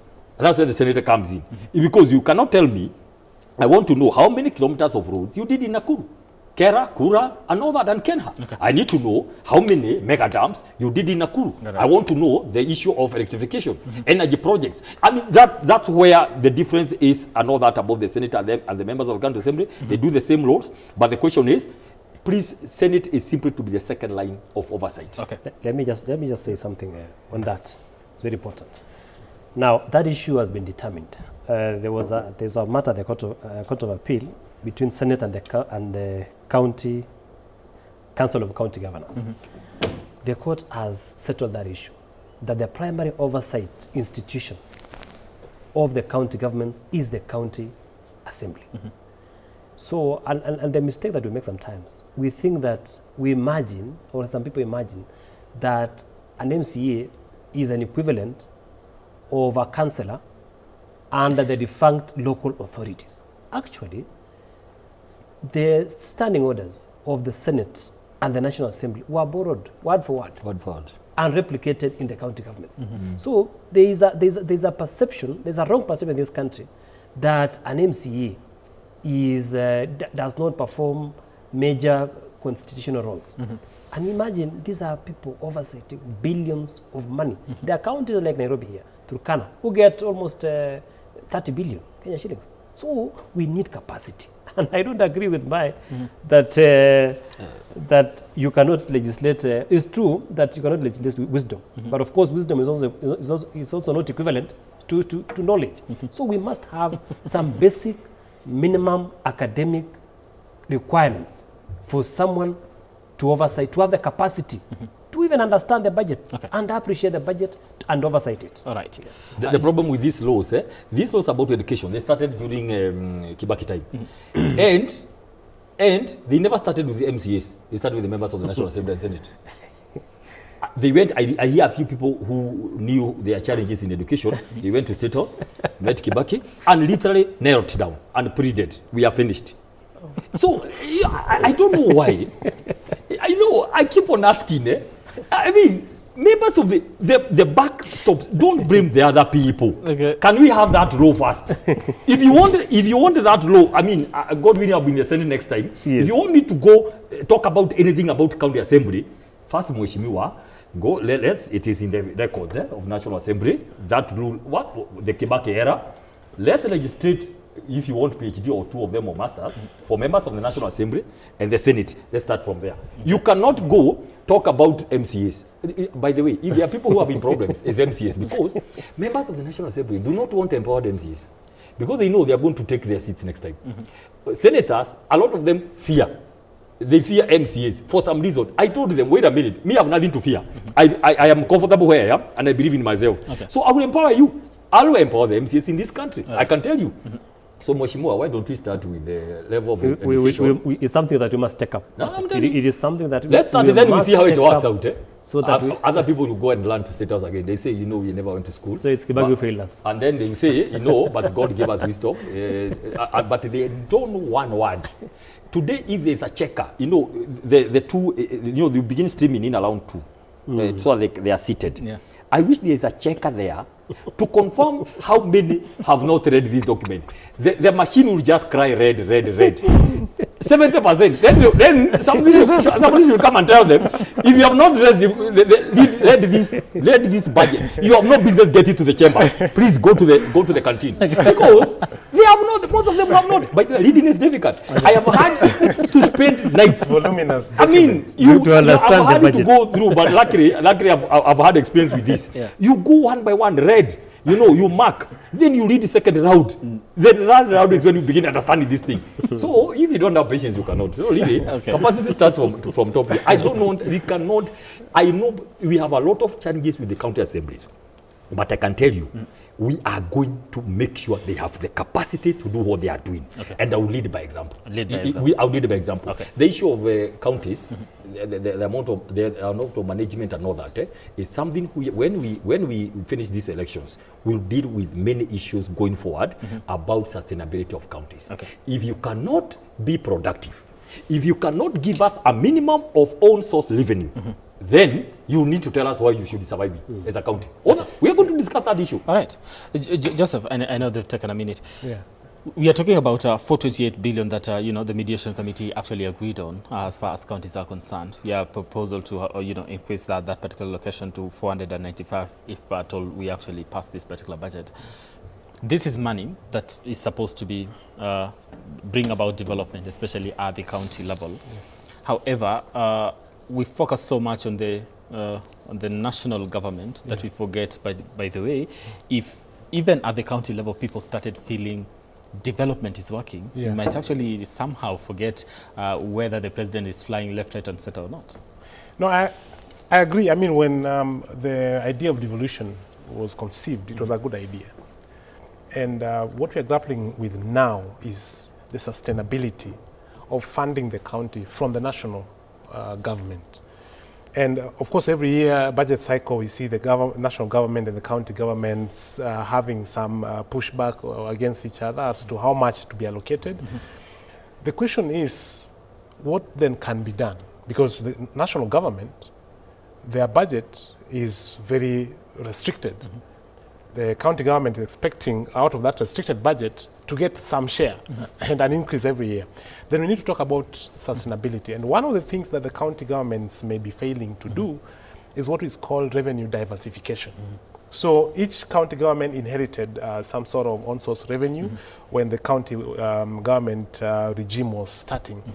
But we haven't seen so much in terms of diversification, increasing revenue sources and revenue streams for the counties. Some counties are very well endowed. You know, they have natural resources or they have tourist attractions, sites and things like that, but they don't go beyond what is obvious, that which was handed over. Okay. So there's over-reliance on land rates and property rates. There's an over-reliance on natural resources, but there's a section of, potential source of revenue that most counties are overlooked. Okay. And this is county investments and partnerships. Let me tell you, the county government, whichever budget they have every year, if they can allocate some portion meant for county investment, because the county can invest the same way, the national government does invest, and invite PPP projects and implement them in their county and see how then they can develop the county. If they can take time to pursue investments, county investments and partnerships. And partnerships here does not only mean you partner with organizations within the country. As a governor, you have the leeway to seek partners globally. Okay. And you say, look, our region is known for maybe cotton. But for the past 10, 20 years, we have not had these industries here. And as a result, the farmers stopped growing cotton and things like that. Can you come and invest here, have industries, manufacturing plants on that particular natural resource, cotton or whichever? If it is pyrethrum, if it's sugarcane, you invite investors. Through those partnerships, you are able to get more economic activity going on in your county, and that way you enhance your revenue long term. You employ more people. Your members of, the constituency of that county then gets more as far as the economic activity is concerned. So I think it's an area that needs to be looked into. And any county that will pursue it well and right will have long-term benefits going into the future. The second issue, which is becoming also problematic, is over-reliance on the government allocation. Everyone is just waiting. What am I going to get? And you see, if there's that over-reliance, then a huge chunk of that allocation mostly goes to wage bill, mostly to settle wages. And even that is not enough. And that's why we see strikes and things like that. And critical services like healthcare then suffers. So there's that bit of over-reliance on allocation, which also needs to change, and many more other issues. All right. Interesting. Sorry, if I may, there's something very important here. Let me tell you the future.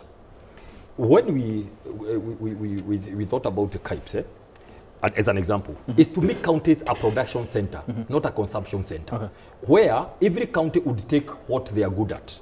Cotton in Nyanza, palm in coast, macadamia, avocado, potatoes, dengu in Makueni, and they do value addition per county. 20,000 people were supposed to be employed by now in every KIPE. Look in the entire value chain. Then they do aggregation in one place.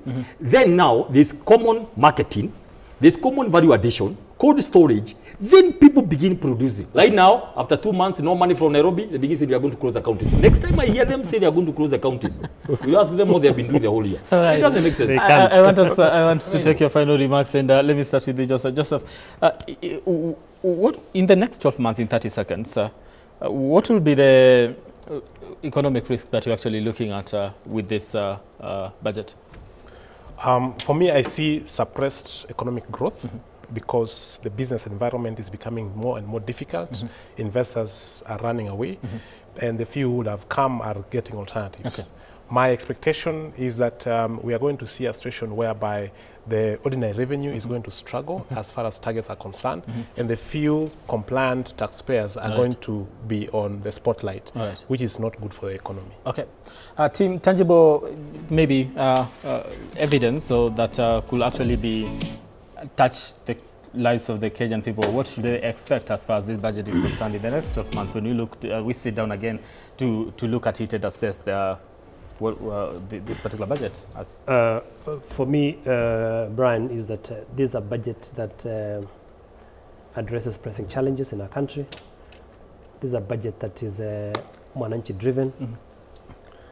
I'm excited by the fact that we are going to confirm the teachers, 20,000 teachers on internship, and in our subsequent budgets, we shall also confirm the extra, the remaining 24,000. On the issue of agriculture, I am excited that the increment in the money allocated towards fertilizer subsidy, because we are investing in production subsidy rather than consumption subsidy. When I campaigned, I promised village elders in this country that when I go to Parliament, I'll be able to address their interest, especially on stipend. Their whatever name you call it. I'm excited that this time around we have allocated 3.9 billion budget for the 150,000 village elders in this country. So for me, that is a plus. That's a plus. I believe this is a progressive budget. I know there are challenges, and also I want to assure you that this time around as Parliament, we shall ensure there is robust oversight to avoid wastage of public resources. Okay, we're looking forward to that. By 30 seconds, tangible difference that we can actually expect to the common Mwananchi as you also speak to the people now? Very quickly, this document has attempted to be pro-people, but there are very, very many gaps.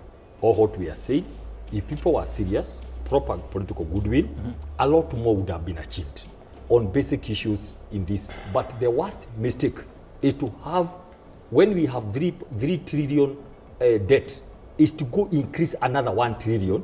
Only 700 is going for development.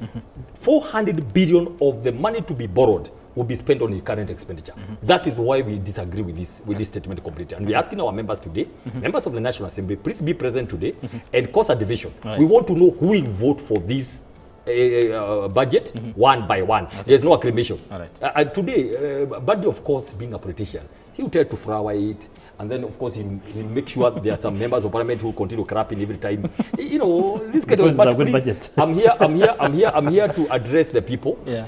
Please, don't clap for this budget. It's a bad one. Okay. Don't clap for this budget. We're not clapping, we are appreciating the budget. All right. Or it will be appreciating, not yeah, okay. We're not clapping, we appreciate. Because we're clapping in a manner that appreciates this budget. All right.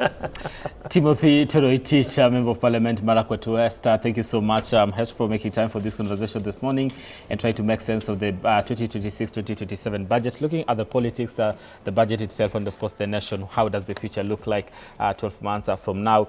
Of course, Dr. Peter Mbai, Secretary, Economic Affairs, DCP, much appreciated for your time. And of course, CPA Joseph Owande, ISPAC member, much appreciated for your time also.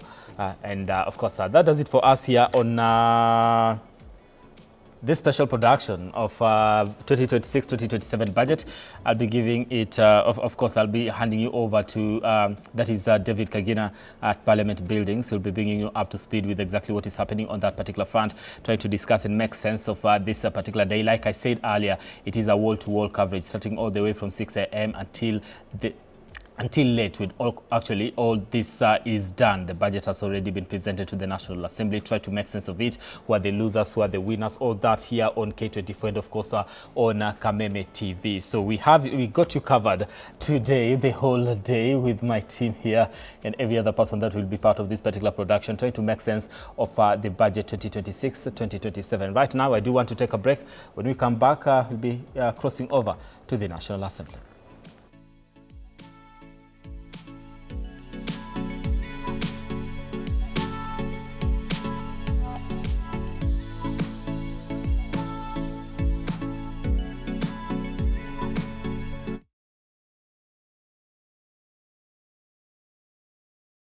Hapo tunaelewana. Orerorera Kameme TV. True understanding requires more than a headline. The People Daily app delivers our trusted in-depth journalism directly to you. Get comprehensive reporting, insightful political analyses and special features optimized for your life on the go. Get the stories that deserve your attention wherever you are. The People Daily app. News that moves with you.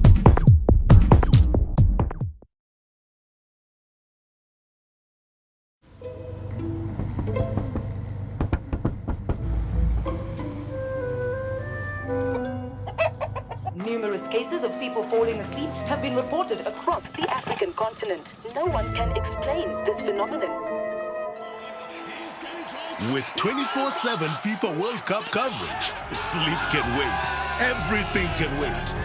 Reconnect GoTV Yako for only 999 shillings today, only on GoTV.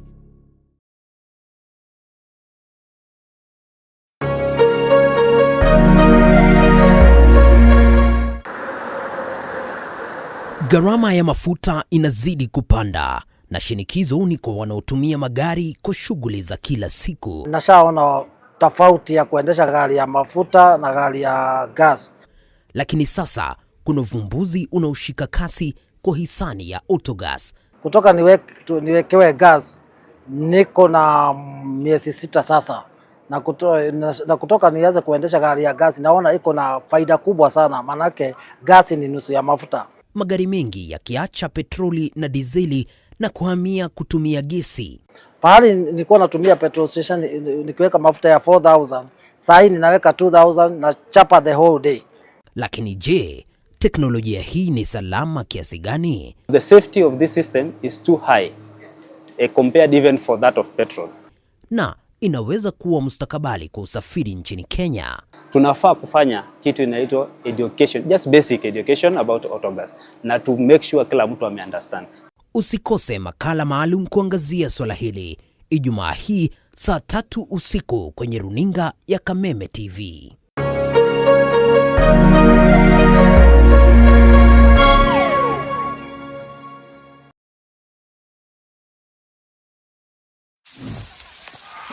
Karibu! Leo pork ni poa kuliko mpoa wako na haikugost. Hii iko na protein safi. Unaanza na 4-pack, unaamka na 8. Hii imeenda. Pork iko na selenium. Inalinda immunity kama bouncer. Na iko na vitamin B1. Unaingia shift leo, unatoka kesho na nguvu. Ingia utoke na testimony. Ewa yote, wet fry, dry fry, stew, choma. Fuel ni pork. Focus ni pork. Boost ni pork. Pork power. Pork safi. Life safi. Wananiita Professor Power. Ukisikiza wengine utachanganyikiwa. Jipatie power na Farmers Choice Pork inayopatikana kwa stockist, butchery au supermarket kote nchini. Farmers Choice Pork ni pork safi, life safi.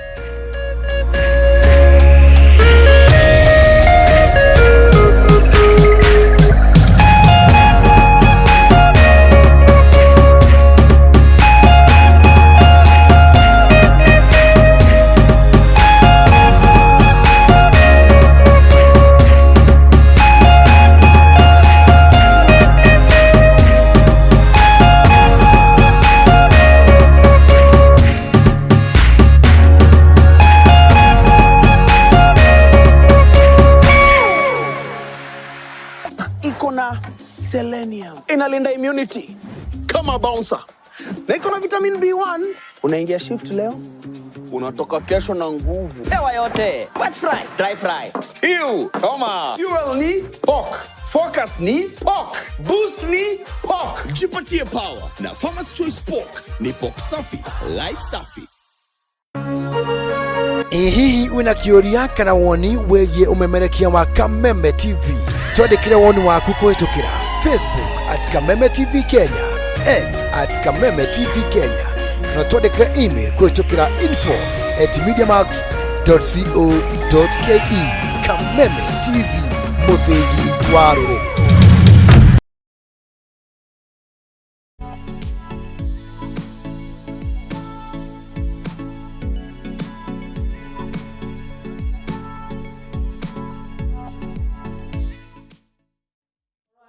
We are in the the 4th hour.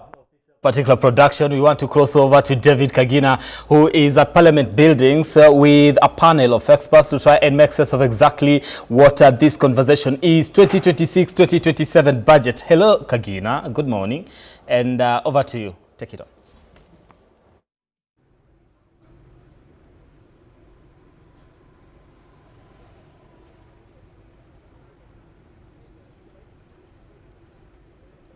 Well, indeed, a good morning to you. It's a very chilly morning right outside Parliament Buildings. Nothing close to the warmth of a 4.8 billion budget that we are meant to be discussing this morning and crunching the numbers ahead of its tabling in Parliament by the Treasury Cabinet Secretary John Mbanjeti. Remember, this is the final budget of this government to spend, since the next one, they'll only be having about 3 months to the general elections, and therefore this is very significant. Whatever the allocations have been made must be speaking to where the government's interests are at as we speak.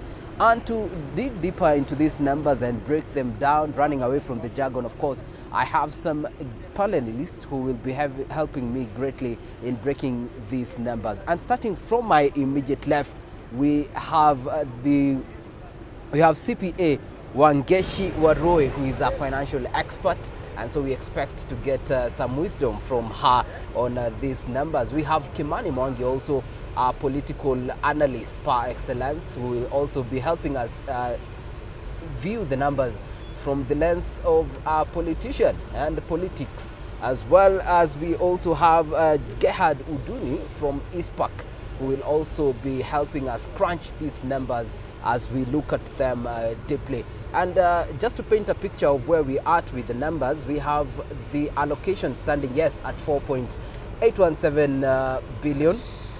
The national government has appropriations of about 2.8 billion shillings. We have a consolidated fund service of about 2.5.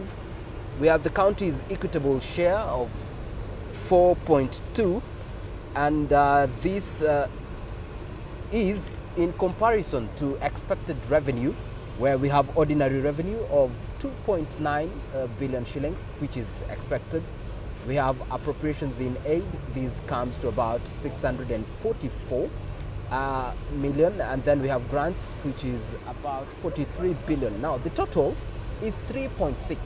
This means we are looking at numbers of a budget of 4.8 billion shillings and revenue of 3.6, a deficit of around 1.1 billion shillings. This is around 5.6 of the GDP. So my question this morning to our panelists, starting from CPA here, what should Kenyans really look at in today's budget? Actually, I think what Kenyans are looking at, they are really waiting to hear what is contained in the budget.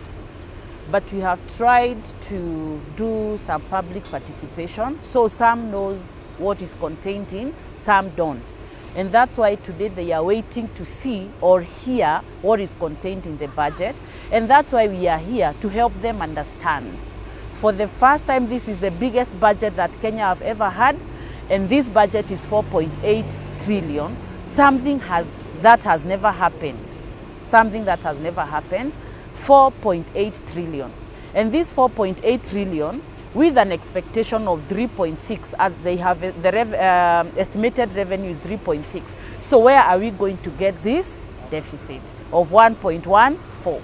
This 1.14 deficit, we will also be getting into the finance bill with proposed amendments of how they expect to get it. And then we will also show them how this government wants to borrow to finance their budget deficit. So what I can ask them is to sit down. We will be breaking them. We will be breaking the budget sector by sector, telling them what is expected and what is means to Anjiko. But I can tell you this budget, I don't want to rubbish it, or I don't want to say something that may hurt some people here. But what I'm saying, this is a budget formed by the government, which is waging war against his own citizens. It is not good, it is bad. Because I can see, like the time of Kibaki, the sectors that were given the lion's share, for example, education, they were giving it up to 24%. This government has lowered it from 24% to 16%. Agriculture, it was usually given between 4 to 6%. This government has lowered it to 2%. I believe agriculture is the backbone, and that should have been given the highest share of the budget. But if you look at it, what this government, this budget is giving the lion's share is the public administration. And this public administration, this is where a lot of corruption is happening, and we are going to show how. And that's why I'm here. And I will be telling Kenyans why I'm saying there is a lot of budgeted corruption in this budget. Yes. Right. Yes. Kimani? I look at it differently because when we talk of allocation to sectors, it is important to note that after 2010, when we got the new constitution, and in 2013 we had devolution, there are those functions that we devolved. Some of it being like agriculture. Agriculture is now a devolved function that is left to the county, and that is why you realize the budget allocation went down from 2013 onwards. Part of education is also devolved because like the ECD, the polytechnics, all of them have been devolved to the county government. So you will also understand why the allocation has come down from what it was prior to 2013 to what we have now, because then we didn't have the allocation to the county government, which in this case When you combine the equitable share and the conditional allocations, we have around 474 billion. That's a very huge chunk that has already been sent to counties to cater for such functions. Again, if you look even at health, much of it is devolved. You understand why allocation to health is not as what used to be before, because you have to look at it from what is the function of the national government as far as health is concerned, and what is the function of the county governments in the same sectors. So, but then you realize that there is the infrastructure sector has been, in fact, this time round seems to be the one with the lion's share. Again, you understand the commitment the government has towards roads, the affordable housing that has been allocated around 130 billion. But I agree with my sister to an extent that in sectors like health, in as much as some functions are devolved, we ought to have allocated more money for Kenyans to have a better health system. And even in agriculture, you know, there are those treaties the Kenyan government is part of, where there was an agreement like in one, I don't know whether it is in Makupa or there is a treaty where they agreed that 15% of every national government should be allocated to agriculture, because as we all know, in Africa, agriculture is the backbone of our economy. So for us to grow it, which I believe we should, and especially manufacturing sectors around agriculture, we need to allocate more money than we are seeing. But then we can only make do with what we have, and given how our economy is operating, you will realize like the CFS, especially the debt refinancing alone has been allocated 1.5 out of a recurrent expenditure of 3.5 trillion. So that tells you again, in as much as we expect to correct 3.6, we already have a recurrent expenditure of 3.5. Then that tells you we would have to borrow if we must develop. And if we have allocated ourselves a development budget of around 780 billion, and what we expect to collect has already been used in our recurrent expenditure, then you understand the tight boundaries within which we are operating. So it strikes me as a budget of a country trying to strike a balance between refinancing our debt and making sure we develop, our status notwithstanding. Yes. All right. Gerhard, what numbers have started being crunched here? What do you make sense of them, and what should Kenyans expect this morning?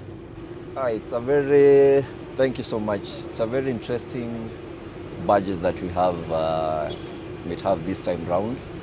As my colleagues have mentioned, this is the highest budget that we currently have. Of course, the trend has always been every year, it's always a revision upwards, depending on the demands and needs of our country. We had the finance bill, which has been discussed and has been in public participation in the recent few weeks. And based on the review of the finance bill, you have seen that the government is trying to do more of an tax-based expansion. This is to ensure that they are able to collect more taxes from Kenyans.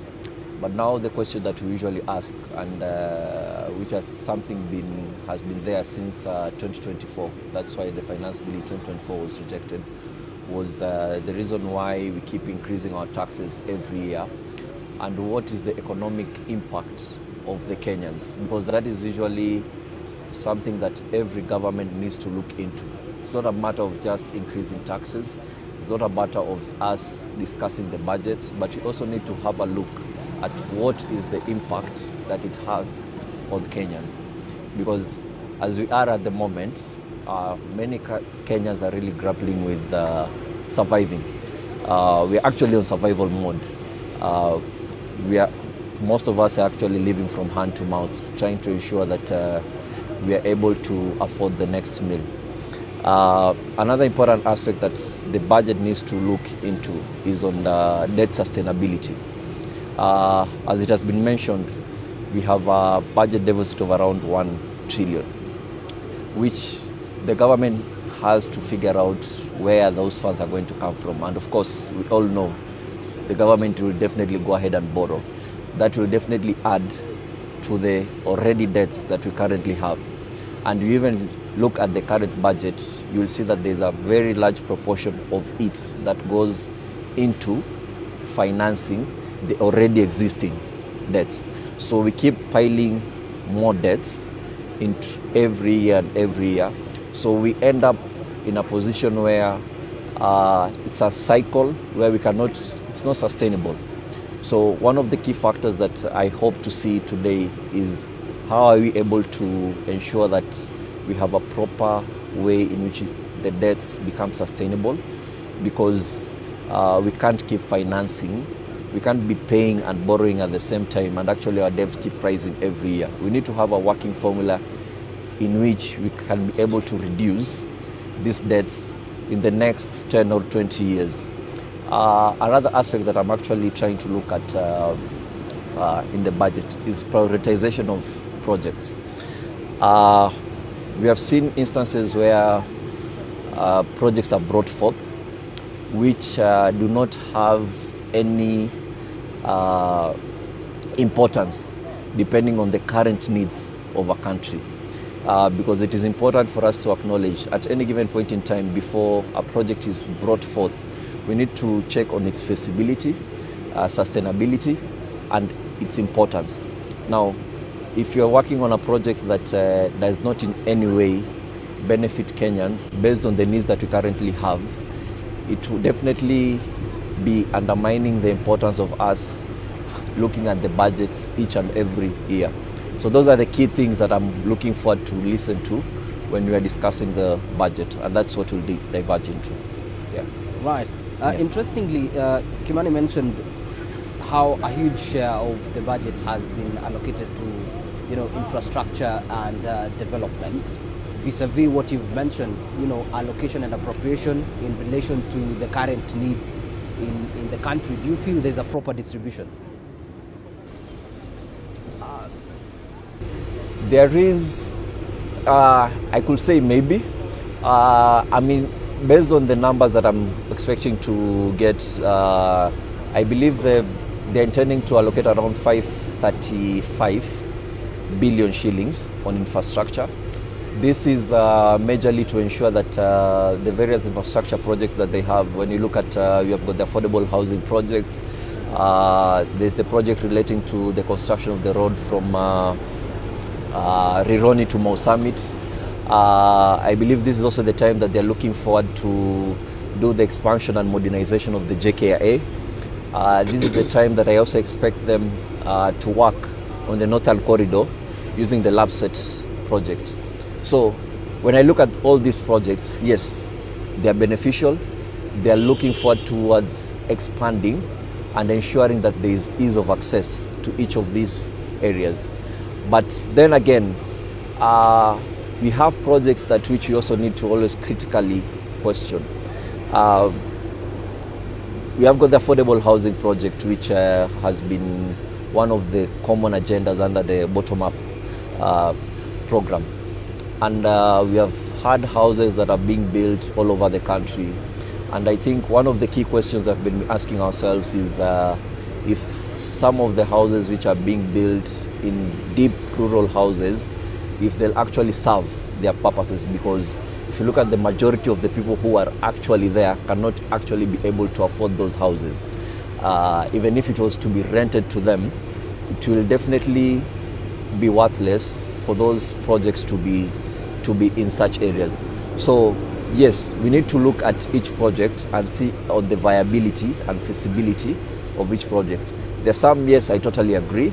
The roads project, JKIA, think about also the expansion of the SGR from Naivasha going all the way to Malaba, very key projects. But some also need to be looked at with a critical eye and be questioned. Yeah. Right. Wangeshi, earlier you mentioned budgeted corruption, and you mentioned its extent. From where you sit, where are these areas you feel where the allocations and appropriation could be budgeted for corruption? Okay, the reason why I said that, let me first give you an example. As we said, this is the biggest budget we've ever experienced in this country. During Kibaki era, in 10 years, Kibaki borrowed 1.3 trillion. During Uhuru era, 6.7 trillion in 10 years. But in this regime, they've borrowed 4.2 trillion in 3 years. And then out of this 4.2 trillion that has been borrowed, only 1.9 billion has gone to development. This contravenes our constitution, Article 211, and Public Finance Management Act, Section 15, subsection 2C, which states that we should only borrow for development. But when you come to us, if, for example, now the government is planning to borrow, how much is it planning to borrow and how much is going to the development? I will be showing you where the budgeted corruption is. Because if you are planning to borrow 1.14 trillion and then development, you are only taking there 700 billion, this 400 billion is the budgeted corruption. Unless you tell us now you are borrowing to finance recurrent expenditure, which is against the constitution. We do not borrow to fund the recurrent expenditure. So when you tell me you're borrowing 1.1, I expect to see the corresponding development with that. But when you give me a budget, I analyze it. I find now you're telling me I'm borrowing 1.1, but 700 or maybe close to 840 is what I'm taking to development. This difference is budgeted corruption. And the reason why I'm saying that, we have been put in a hole where we'll keep borrowing. Like now, they read the budget today. Maybe the members of parliament, who some of them are clueless of what is contained in the budget, some just go there, it is read, they pass it. After they pass it, they do not even check how it's they even don't know what's happening. Literally, they are just sitting down, the budget is read, that's it. But then if you look at it, you ask yourself, where does this money go to? And that's why I and other people have gone to court and have filed a petition on odious debts. And we have given figures to show that these debts were illegally acquired. If it goes against the Constitution, against the Public Finance Management Act, and you cannot even explain how it's used, what does that mean? Because we should stick to our Constitution. But the problem is nobody cares about the Constitution anymore. Because if you are reading a budget that is against the Constitution, what does that mean? And that's why I say this is a government that is waging an economic war against its own citizens. And that's why we are here to tell people things are not good. Things are not going well as it should have been expected. Another thing that I wanted to talk about is the report shows that in Kenya, we are losing 3.1 billion to corruption every day. If you convert that, every hour we are losing 125 billion. This hour you have called us, we've already... And then, when we are losing that, if you look at what they are borrowing, per hour they are also borrowing 3 billion. So are you borrowing to steal? That is the question that I want it answered. You cannot tell me we are losing 3 billion every hour and we are borrowing 3 billion every hour. Where is this money going to? So, what I'm saying, there is a lot of budgeted corruption. And one good example is that one that I've given you. You cannot borrow 1.1 and then you show me you've budgeted 700 billion for development. The difference is budgeted corruption because the Constitution does not allow you to borrow for recurrent expenditure. Then number two, we will be breaking them. You tell me there is a sector, the president's or the state house, it was given, last time it had 7 billion. Now you are giving us 17 billion. 10 billion, that is in administration. And then you tell me even in agriculture, you have reduced it to 2%. What does that mean? And then our Minister of Finance is trying to show us like 1 billion is nothing. I was trying to ask my colleague, Ebu nifanyie, can you do for me 1 billion? If I'm using 1 million every month, for how long will I use this 1 billion? And he told me for over 84 months. For over 84 years. Nitazeeka nikikula 1 billion. So let's not try to make Wajiko see like 1 billion is 10 bob. That's a lot of money. 10 billion can do so much, especially if it can be pushed to agriculture or even be pushed to something like education. But I'm not saying they do that because this is their budget. Maybe if they allowed us as an expert, actually me I'm a tax expert, but if they allowed us, maybe we can give them a balanced budget. Because when they came in, the promise that we were given, they will be talking of zero-based budget. But that's what they will be using. Zero-based budget means when we get in or when we are making our budget, we will not look at last year's budget. We say maybe public administration was 300 billion, let's add 50 to make it 350 billion. We will be doing it from the scratch, sector by sector by sector. But are they really doing that? Everything is going up, going up, going up. And before we conclude, I will also be telling you, during Kibaki era, if you are getting a gross salary of 50,000 shillings, your take home was around 42.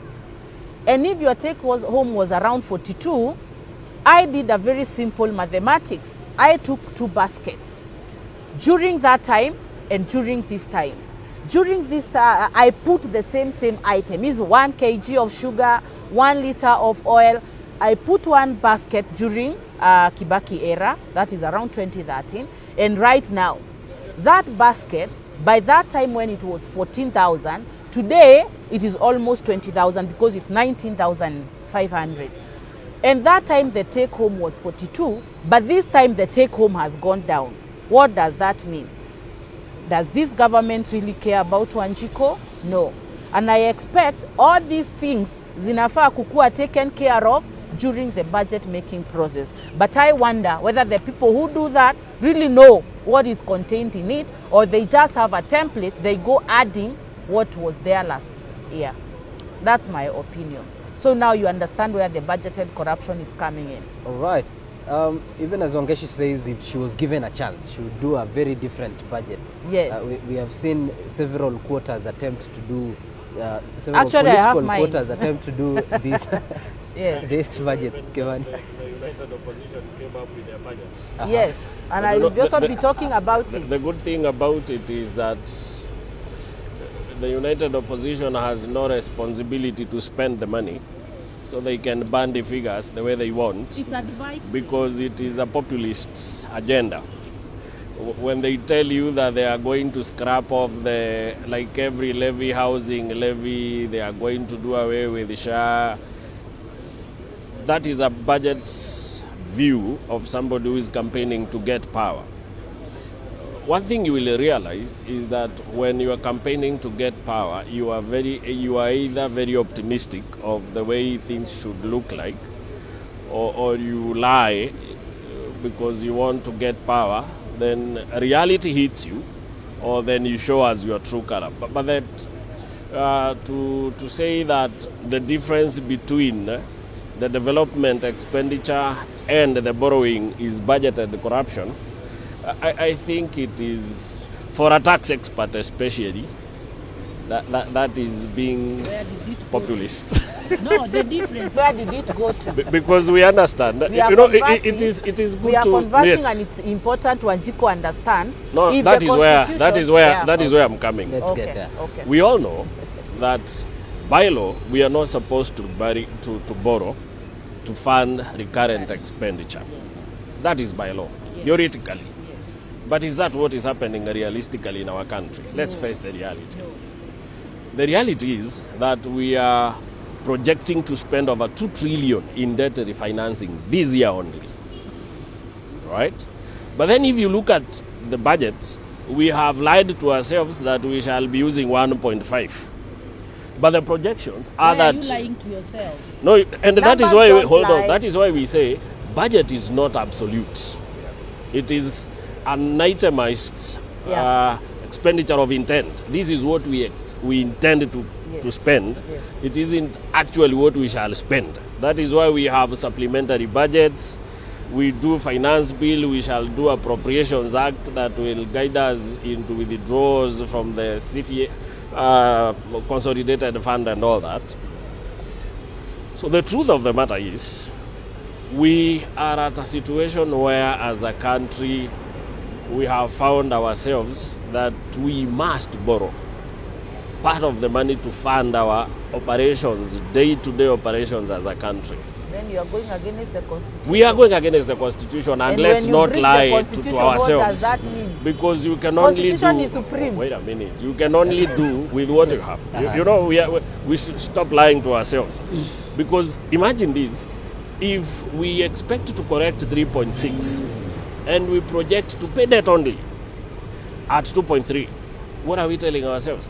That almost 80 shillings out of every 100 we collect shall go to debt refinancing, which we must, for us not to be held in default of debts, and that will put us into a worse off situation. Something else, that another reality we must face, is that we are borrowing even off the book through what we are calling PPP, the establishment of the fund. Because you see, when you say that you are doing triple P projects, and these are major infrastructural projects, you still borrowing. But then that is not in our books. And that is when we say officially we shall spend 1.5, unofficially we shall spend more, because we shall be paying even those debts we've been trying to bury under the carpet. But the reality of the matter is that as a country we are not doing well. We have debt that, and as my colleague has said here, we have to really think about how we shall walk out of it in a number of years, because we are digging the hole. We are already in the hole and we are continuing digging, because last year we had lesser debt than we have this year. So our debt is growing. We're paying more, the debt is accumulating. We're paying more, the debt is accumulating. So at what point are we going to be in a situation where we shall have more debt than we can pay? Because that is coming. If you look at our history, then we must ask ourselves, how are we going to counter it? But facts be told, I like those people who are not in government and the way we like talking of how money is being eaten. Firstly, Uhuru told us it was 2 billion a day in his regime. But then I don't find it correct.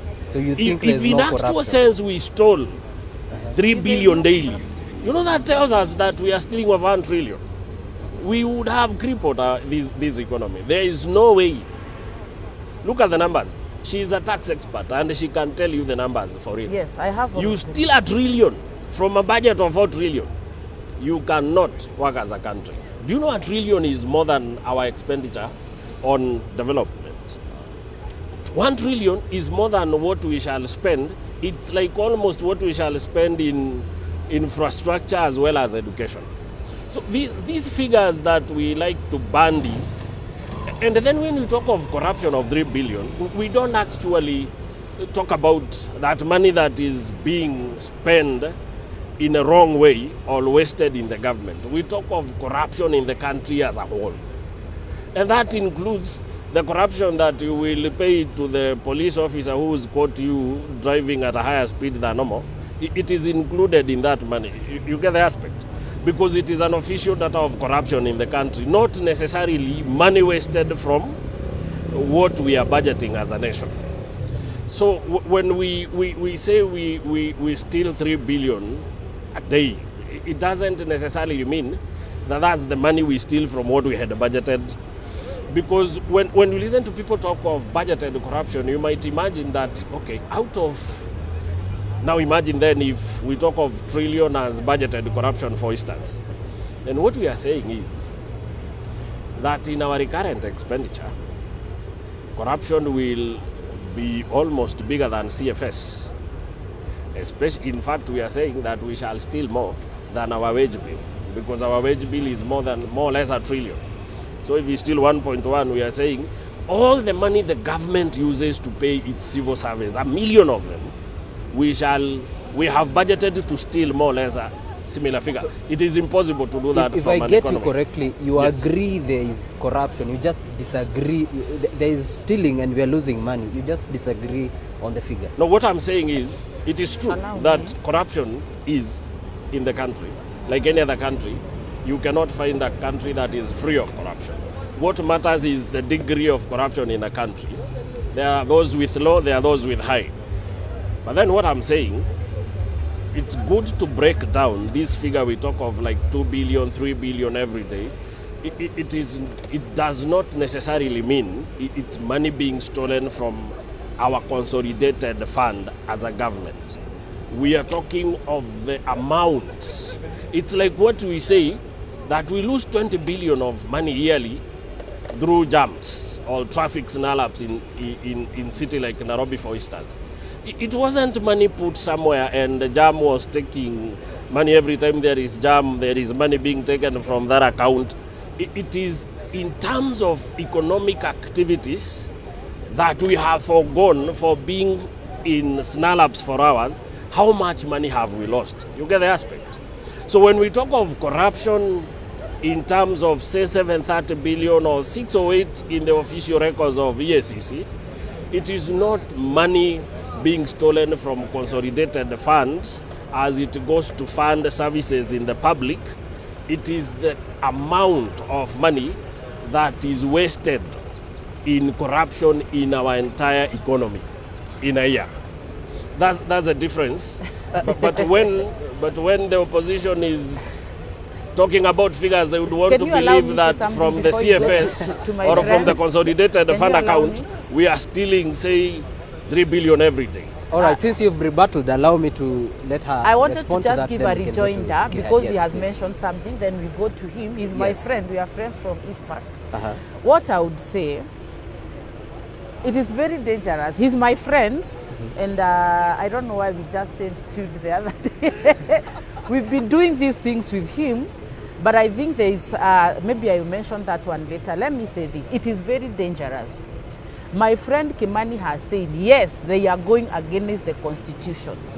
Tell me a government that does not follow Constitution, which is supreme, nor any other law, can go against the Constitution. It's just admitted here that is true, they are going against the Constitution.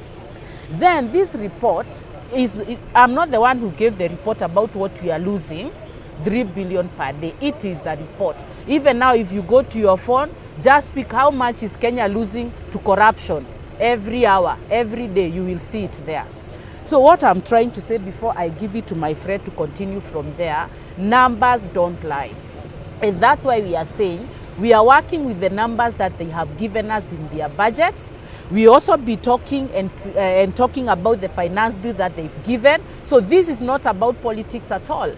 And if the united opposition stands and says, this is the way, I was waiting for them after Rigathi Gachagua read his speech on the budget to stand up and say we are against, we don't agree with what he's saying. Reason being, it is what is in their budget, it is what they've given it to Kenyans. When they say it is contravening Article 211 and a Public Finance Management Act, they only to tell us we are not contravening because of this and this. If we say they are contravening Article 220 and 221, they should start and tell us we are not because of this and this. When he talks about supplementary budget, that's something I'm usually very much against. Because if you read Article 223, it always allows them to put something that was not in the original budget if that something is an emergency or something that is unavoidable that cannot wait until the next budget. So my problem with this budget is it is going against the Constitution. That is the only problem I have. Sorry for taking your minutes. Yes, Gerhard, even as you get to respond to some of the issues raised there, we have the budget, yes, how the government plans to spend, and we have the finance bill, how the government plans to raise the funds. Is there harmony?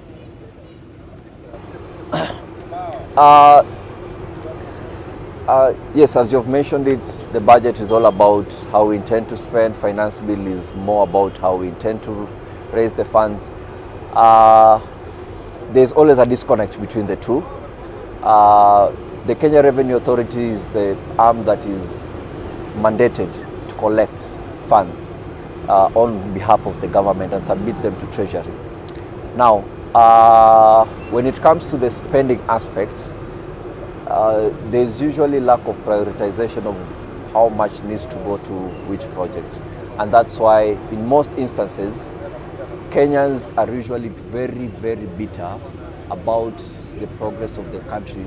And that's why there's that, there is no willingness to contribute to the national kitty when it comes to taxes. We go to countries where systems actually work. You have good roads, you have got hospitals, very nice social amenities. Regardless of whether you are taxed to 40, 50%, the citizens there are always happy to contribute to the national kitty, simply because at any given point in time, somebody appreciates the fact that if the government takes 40, 50% of my gross income in ensuring that the projects that are intended to ensure that the social amenities are available, I know I'll have access to them. If let's say I get ill now, I know there's an ambulance that will come to me and pick me up and take me to the hospital. Once I get old, I know there's their pension or there's some allocation that I'll get from the government that will sustain me over and above my retirement age. Now, those are the things that we Kenyans are always keen about. Can we see how the taxes that I contribute to the national kitty work for me?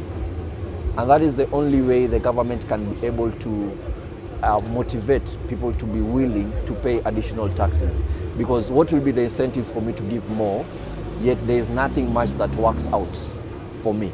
So we really need to ensure that as a country, we need to hold our leaders accountable to ensure that all that is collected is clearly budgeted and it's spent as it is. My colleagues have really get into the topic about budgeted corruption, which is something that has been there for the longest time ever. But it's something that needs also to be analyzed, simply because if you look at Kenya, we have got a very strict divide of Kenyans. We have got the extremely rich and extremely poor. We have people who actually survive with almost 100 shillings per day. The middle income are very few.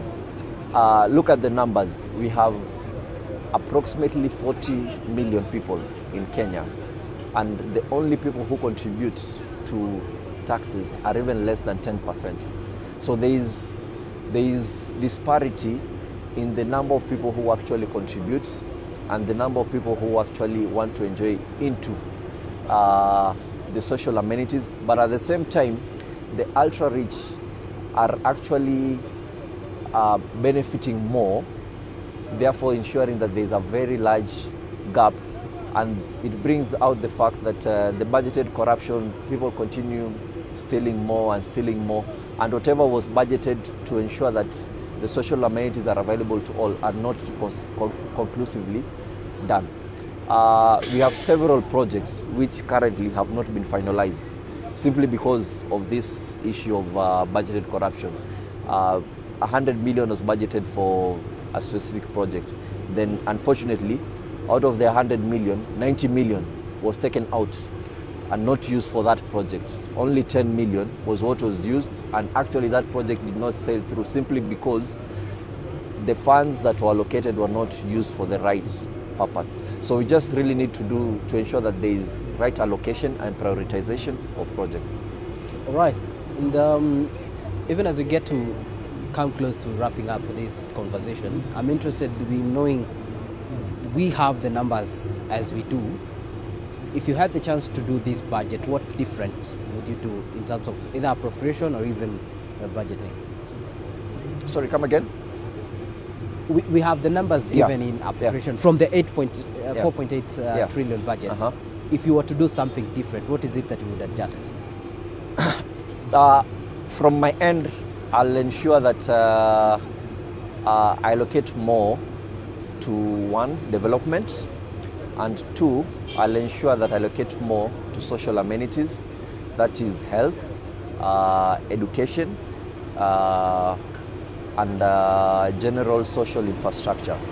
Because the key thing is to ensure that Kenyans have a higher standards of living as opposed to people living from hand to mouth. Then secondly, the third point, I'll look into how Kenyans will be able to, we can be able to raise more taxes without necessarily hurting Kenyans. There's been conversation over time since 2024 when finance bill was rejected, to the extent to which the taxes keep rising. And as I've mentioned in the earlier conversation, is the fact that there's only a small proportion of Kenyans who actually contribute to the national kitty. So we have our people who actually do not contribute to it. So it will be a matter of ensuring that more people who are in the informal sector are brought into the tax bracket. Yeah. All right. Kimani, this is the last budget that the government will actually get to spend and utilize fully. In this cycle. Not in the this last cycle. Anyway. Do you see development planned in terms of what is actually visible and can be seen by the ordinary mwananchi in terms of structures vis-a-vis what may translate to service and better opportunities for the citizens? Regardless of what those, let me rephrase it this way. It is easy to criticize when you don't have the responsibility of ensuring that everything is held constant, our budget constraints notwithstanding. Look at the budget. You will understand that much money has been allocated to where development expenditure can be felt. That is why you realize the infrastructure sector has been given a lot of money, because at ministerial expenditure, development expenditure should go to where it increases circulation of money in the economy, because you realize we shall be doing a lot of borrowing internally, meaning we shall be suffocating the private sector of sources of resources. Because if we compete with the private sector to borrow internally, then we shall, in a way, be compressing the private sector. So how do you compensate for that? You take much of your expenditure as government and put the development vote into areas where more money will go back to the economy to increase circulations, and in the process create jobs, while at the same time developing the country. That may not look like a very good thing to do from the onlookers who don't have the responsibility and who are not going to answer the questions of how you run the economy. Because we must at all times remember that African economies are arguably younger economies. That is why it is a grave mistake to compare ourselves with the developed economies. Think of an economy like Kenya. We do not mine. It is now that we are in the process of discovering minerals and developing how we shall start exploiting them. We are just a logistical and an agricultural state that has a budget of almost 5 trillion to fund and a debt of over 2 trillion to pay yearly, and yet it has people to feed, to make sure that they have a health sector that is functional, an education sector that is functional. You understand all the constraints the government has to work with. But then, corruption is one thing that we must agree it exists. And that is why I normally say we need to ask very serious questions to the constitutional institutions of Chapter 15, EACC being one of them, because they are empowered, given independence, ring-fenced against political interference, to help us curb corruption in the country. Then we must ask, what is their role exactly? Because in my opinion, there are two sectors that we must ask serious questions about. like devolution. Because we keep allocating money to devolution. Imagine the kind of money we've allocated to devolution from 2013. It is in excess of 5 trillion. We need to ask ourselves, what have we done with these 5 trillion? More so, we need to ask EACC very serious questions. Because corruption or fight against corruption is a function of EACC. We need to ask it, what have you been doing to catch us the people who've been stealing our money? Because we have not seen EACC complain of incapacity. We have not seen it complain of political interference. Yet we keep talking of money stolen, money stolen, money stolen, money stolen. No, and we have an independent institution formed and funded by the Constitution to fight corruption in the country. To get you on EACC, they've severally mentioned being underfunded, and number 2, requesting for prosecutorial powers, because most of the time they have been arresting and they cannot prosecute. This is how I would put it personally, and this is my personal opinion. EACC is a very pretentious institution. It catches us the small thieves, and then there is a collusion between EACC and ODPP, because somewhere along the line, even these thieves who've been caught will almost walk scot-free. And then we have a judiciary, which we must thank God for, but then we must also appreciate part of having judiciary that is so independent is that that independence is expected to those who are suspected and not confirmed guilty. Because again, there is even those orders you get to stop you from being arrested when you have been suspected of, and it is your right, you must be accorded to them. You know those orders, you rush to judiciary and they give you orders, don't arrest this one first. And since we have chosen for ourselves a judiciary that is so protective of the citizenry of the nation, we must appreciate the litigant nature of our state, that if today we say David has been suspected of corruption, then you arm yourself with a barrage of lawyers and you delay the case for years. So there's a lot of things that we need to do as a country, and especially the National Assembly, to help us arrest corruption.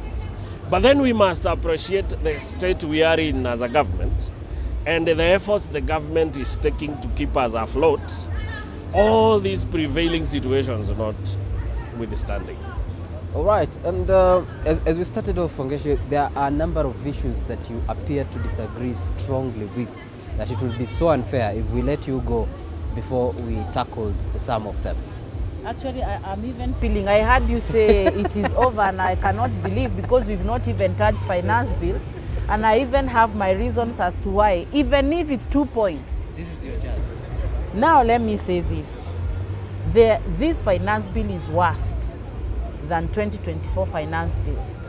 Reason being, it is really targeting the traders, the farmers, the manufacturers. Actually, it's targeting everyone.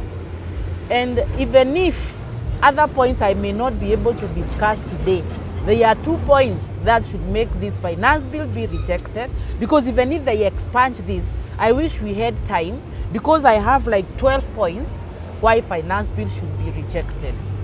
I'm a tax expert, and I can tell you for sure this is the worst. Reason being, you can imagine they are planning to deletion. They have proposed to delete section 42 subsection 14E of the Tax Procedures Act. That deletion, you don't know what it means. It's deletion of post-litigation tax enforcement provision. What that means is, for example, KRA gives you an additional assessment. If you get that additional assessment, you have a right to object. If you object, they will give you the objection decision. If you're not satisfied with it, you can go to court, you can go to the tribunal. Once you go to the tribunal and they also make their ruling and you are not satisfied with it, the law allows you to appeal to the High Court, even to the Court of Appeal. And during that time, Section 42 protects you. You cannot pay that assessment until the case is heard and determined. But they are planning to delete it. so that the moment they give it to you, even if you have an active case in court, you are called upon to pay. That is very bad. It has never happened. It can never happen. And that calls for rejection of the finance bill. Right. And we have like 20 points. Why we'll be coming back. We'll be coming back to wrap up this conversation. But Thank for you. now, allow us to take this short commercial break. We'll be back. Don't go far.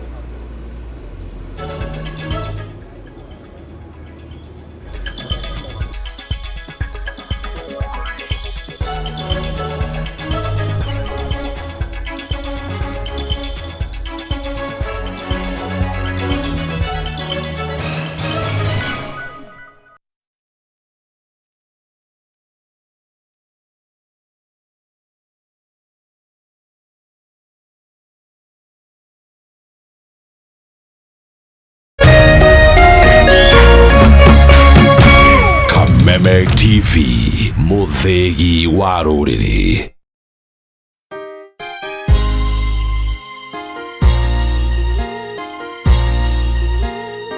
God is a God of a second chance. Ngai nĩ Ngai wa ihinda rĩngĩ. Ona mũini wa rwĩmbo nĩaraugire Ngai nĩ Ngai, tũtungatagĩra Ngai wa ihinda rĩngĩ, tũtungatagĩra Ngai wa ihinda rĩngĩ. Na Ngai ũcio rĩ nĩaheaga mũndũ a second chance. Na tondu we muoyo rĩ Ngai no akuhe o hingo ĩngĩ. Ngai no akũrũgamĩrĩre o hingo ĩngĩ tondu nĩ Ngai wa ihinda rĩngĩ. Ngai arokuhe thĩinĩ wa rĩtwa rĩa Jesũ ihinda rĩa gũkenerũka rĩngĩ. Ngai arokuhe rĩngĩ thĩinĩ wa rĩtwa rĩa Jesũ Kristo. We wĩna kĩrathimo gĩa gũtherema ta mũthabibũ, wĩna kĩrathimo gĩa gũciara mũno ta mũthabibũ, na kũrotwĩka guo thĩinĩ wa rĩtwa rĩa Jesũ Kristo. Rathimo nĩ kĩhunjio kuma kanitha-inĩ wa CFF Kiambu o kiumia thaa 3 cia rũcinĩ thĩinĩ wa Kameme TV. Wanenola neema tutamwona Mwokozi Yesu.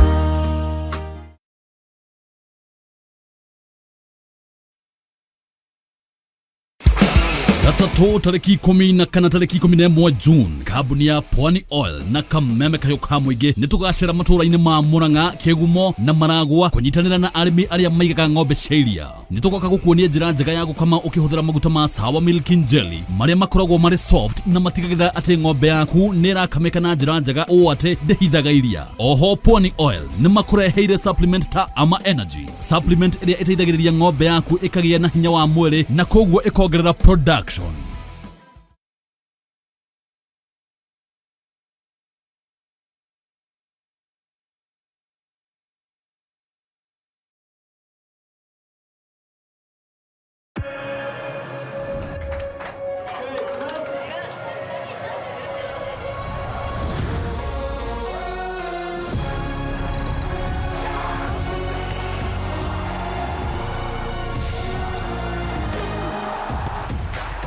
From 11th June to 19th July, everything can wait. The FIFA World Cup 2026. Get DSTV access for as little as 1,450 Kenya shillings today. True understanding requires more than a headline.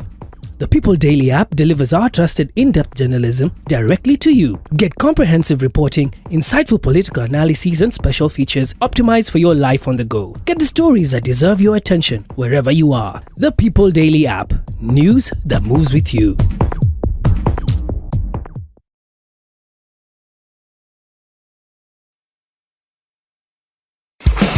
Gatatu tariki 10 na kana tariki 11 June, kambuni ya Pwani Oil na Kameme kayo ka muingi nitugacira matũra-inĩ ma Murang'a, Kĩgumo na Maragwa kunyitanĩra na arĩmi arĩa maigaga ng'ombe cia iria. Nĩtũgoka gũkuonia njĩra njega ya gũkama ũkĩhũthĩra maguta ma Sawa Milk Jelly marĩa makoragwo marĩ soft na matigagĩrĩra atĩ ng'ombe yaku nĩ ĩrakamĩka na njĩra njega ũũ atĩ ndĩhithaga iria. Oho Pwani Oil nĩ makũreheire supplement ta Ama Energy, supplement ĩrĩa ĩteithagĩrĩria ng'ombe yaku ĩkagĩa na hinya wa mwĩrĩ na koguo ĩkongerera production.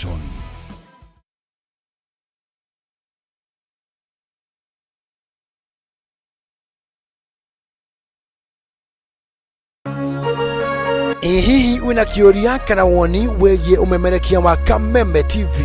Twandĩkĩre woni waku kũhĩtũkĩra Facebook @Kameme TV Kenya, X @Kameme TV Kenya, na twandĩkĩre email kũhĩtũkĩra info@mediamax.co.ke. Kameme TV, mũthĩgi wa rũrĩrĩ.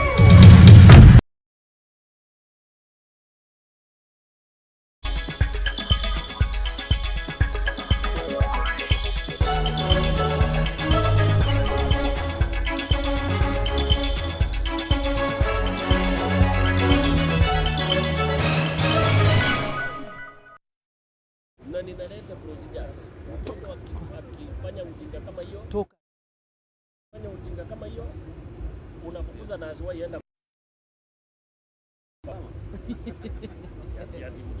Welcome back. Indeed, this is K24's wall-to-wall coverage of the budget day. We're expecting anytime from 1 o'clock the CS will be coming to address the budget, the Parliament right here, telling us the appropriations and what he has in store for Kenyans. But for now, allow me to throw you back to Treasury, where the CS is, of course, finalizing up on his projects. And right there, we have our very own Mbataru Mwangi, who is on standby to bring us up to date. Mbataru, if you can hear me.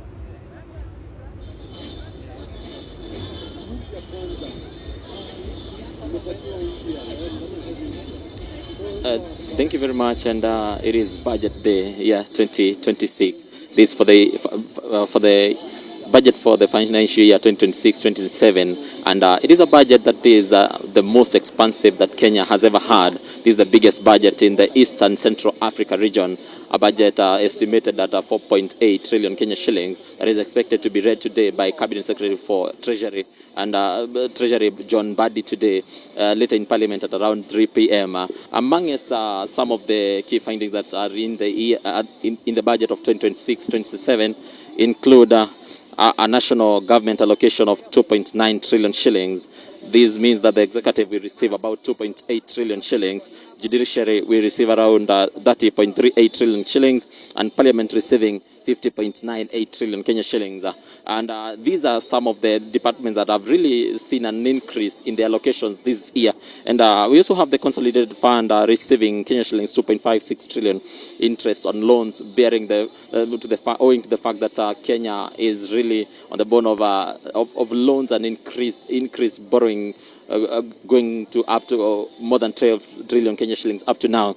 We are paying an interest of 1.25 trillion Kenya shillings in the financial year 2026-2027. We also have redemptions to loans of 1.06 trillion Kenya shillings, and also pensions are accounting to around 247 billion Kenya shillings. Counties, remember counties, there had been a misunderstanding before, because counties and senators were demanding a total of 454 billion Kenya shillings.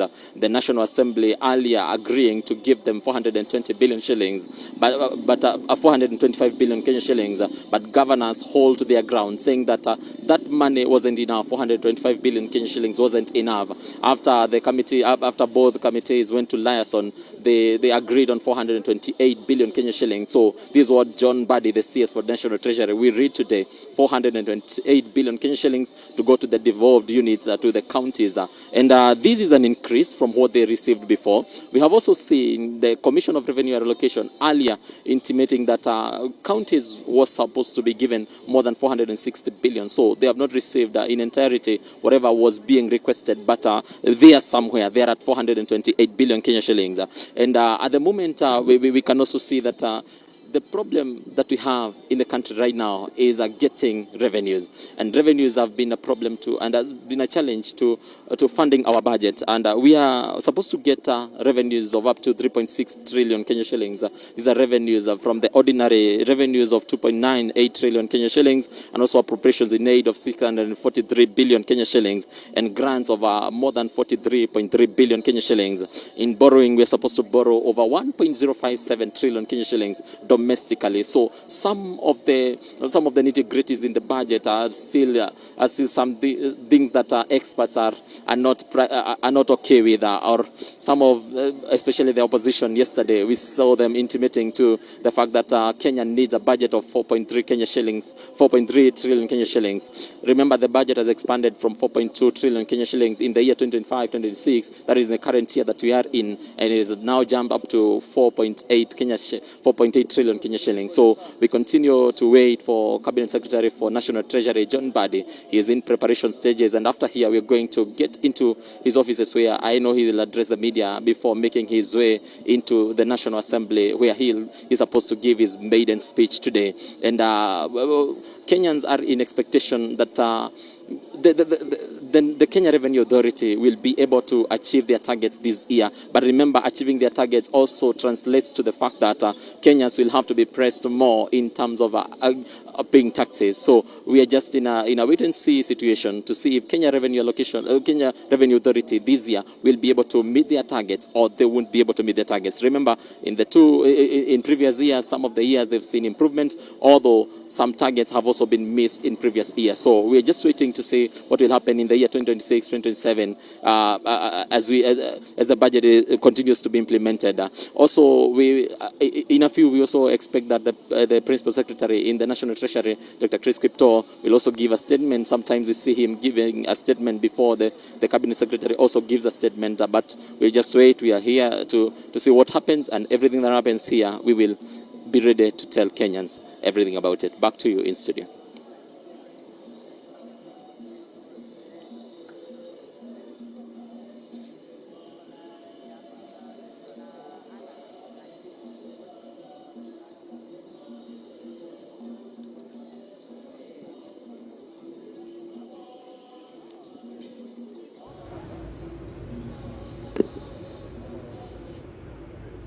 Welcome back. Indeed, before we left this panel right here, the conversation was heated with details of where the finance bill has gone wrong. Wangeshi, we may continue.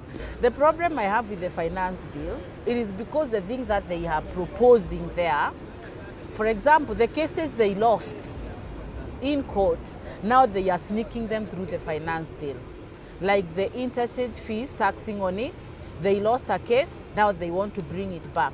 I already mentioned about them wanting to delete section 42, where you are supposed to pay tax even if you have an active case in court. Number two, they also want to delete section 39A for withholding agents. The reason why they want to delete it, assuming you've been appointed as a withholding agent, and for a period you didn't withhold, but the person whom you are supposed to withhold on already has paid KRA the whole amount of tax. They want now to introduce that you will be paying that tax even if they've been paid. That is double taxation. Where are you leaving our traders? So the finance bill, number one, what I'm trying to say, they tried to hype it, but I'm telling you the things that are contained there, personally, if this thing passes, it will be very bad. And if they are willing to expurge all those things, then that's okay. But if they expurge, it will be a shell. So what I'm saying is, if this, and I said last time, that you don't have to have a finance bill every year. We have an act that is on operation. And you don't have to have a finance bill for you to amend some things. Because some clauses, they even amend even if it is not in the finance bill. For example, during Corona time, you remember them amending their tax rates. So we don't have to have a finance bill. Another thing we were discussing with my friends here during break, this thing they are talking of issuance of tax invoices. And this issuance of tax invoices, because they want to be auto-populating everything, it cannot work in Kenya. Reason being, when we were seated with you here, I requested for this thing because it's very cold. When I buy that thing there, and you send a motorbike person to go collect it, bring to you, and you pay him 200 shillings, do you want to tell me that person will be able to issue that invoice to me? Kwa hivyo, when I go to claim it, they are telling me it cannot go through. I'm assuming if it's a business expense, it cannot go through because that person didn't give me a tax invoice. Do you think it can work even with these border guys, the people who are selling handkerchiefs on the street? Do you think it will work? And then another thing with the finance bill is like they want to do away with self-assessment. How do you assess me instead of me assessing myself? I'm the one who is running the business. I know how it's working, and you want to assess me talking of the outer population. In Kenya, it cannot work. Last time, we told them this thing of e-teams will not work. Right now, we've tried to file returns. It's not going through because they had already locked places where we are supposed to put the expenses. Just a good example that I've given you. It cannot work. And you cannot now run away from self-assessment. You want to assess me. Number three, this finance bill also, it's like it wants to do away with Data Protection Act. Because if you say now you can be getting my information from third parties without involving me, without a court order, you are doing away with Data Protection Act. There is a reason why I should be protected. So that's why I'm saying it's only that we do not have time. I don't know whether you will create us time to come and give. You can see the points that I've listed down for finance. It's quite a booklet. So for me, reject this finance bill. Thank you. All right, Kimon. Well, rejecting as opposed to amending is very harsh. Finance bill is not final. I agree with her that KRA has the part of compliance in the finance bill is very strict. Strict to a point where it is not even applicable. And I agree with her. But then the finance bill has its own goods. It has its own part of it that really touches on our nerves. But then because it will be taken to the National Assembly, our request is let the National Assembly arbitrate between the people and the government. We want taxes to be raised. The finance bill seeks to increase collection of taxes by 120 billion. And that is where you realize that we are seeking or we are projecting to collect more money in revenue than we did last year. Part of it will be raised because if you must collect more, then you must amend the law to allow you collect more money. That is why we have the finance bill, because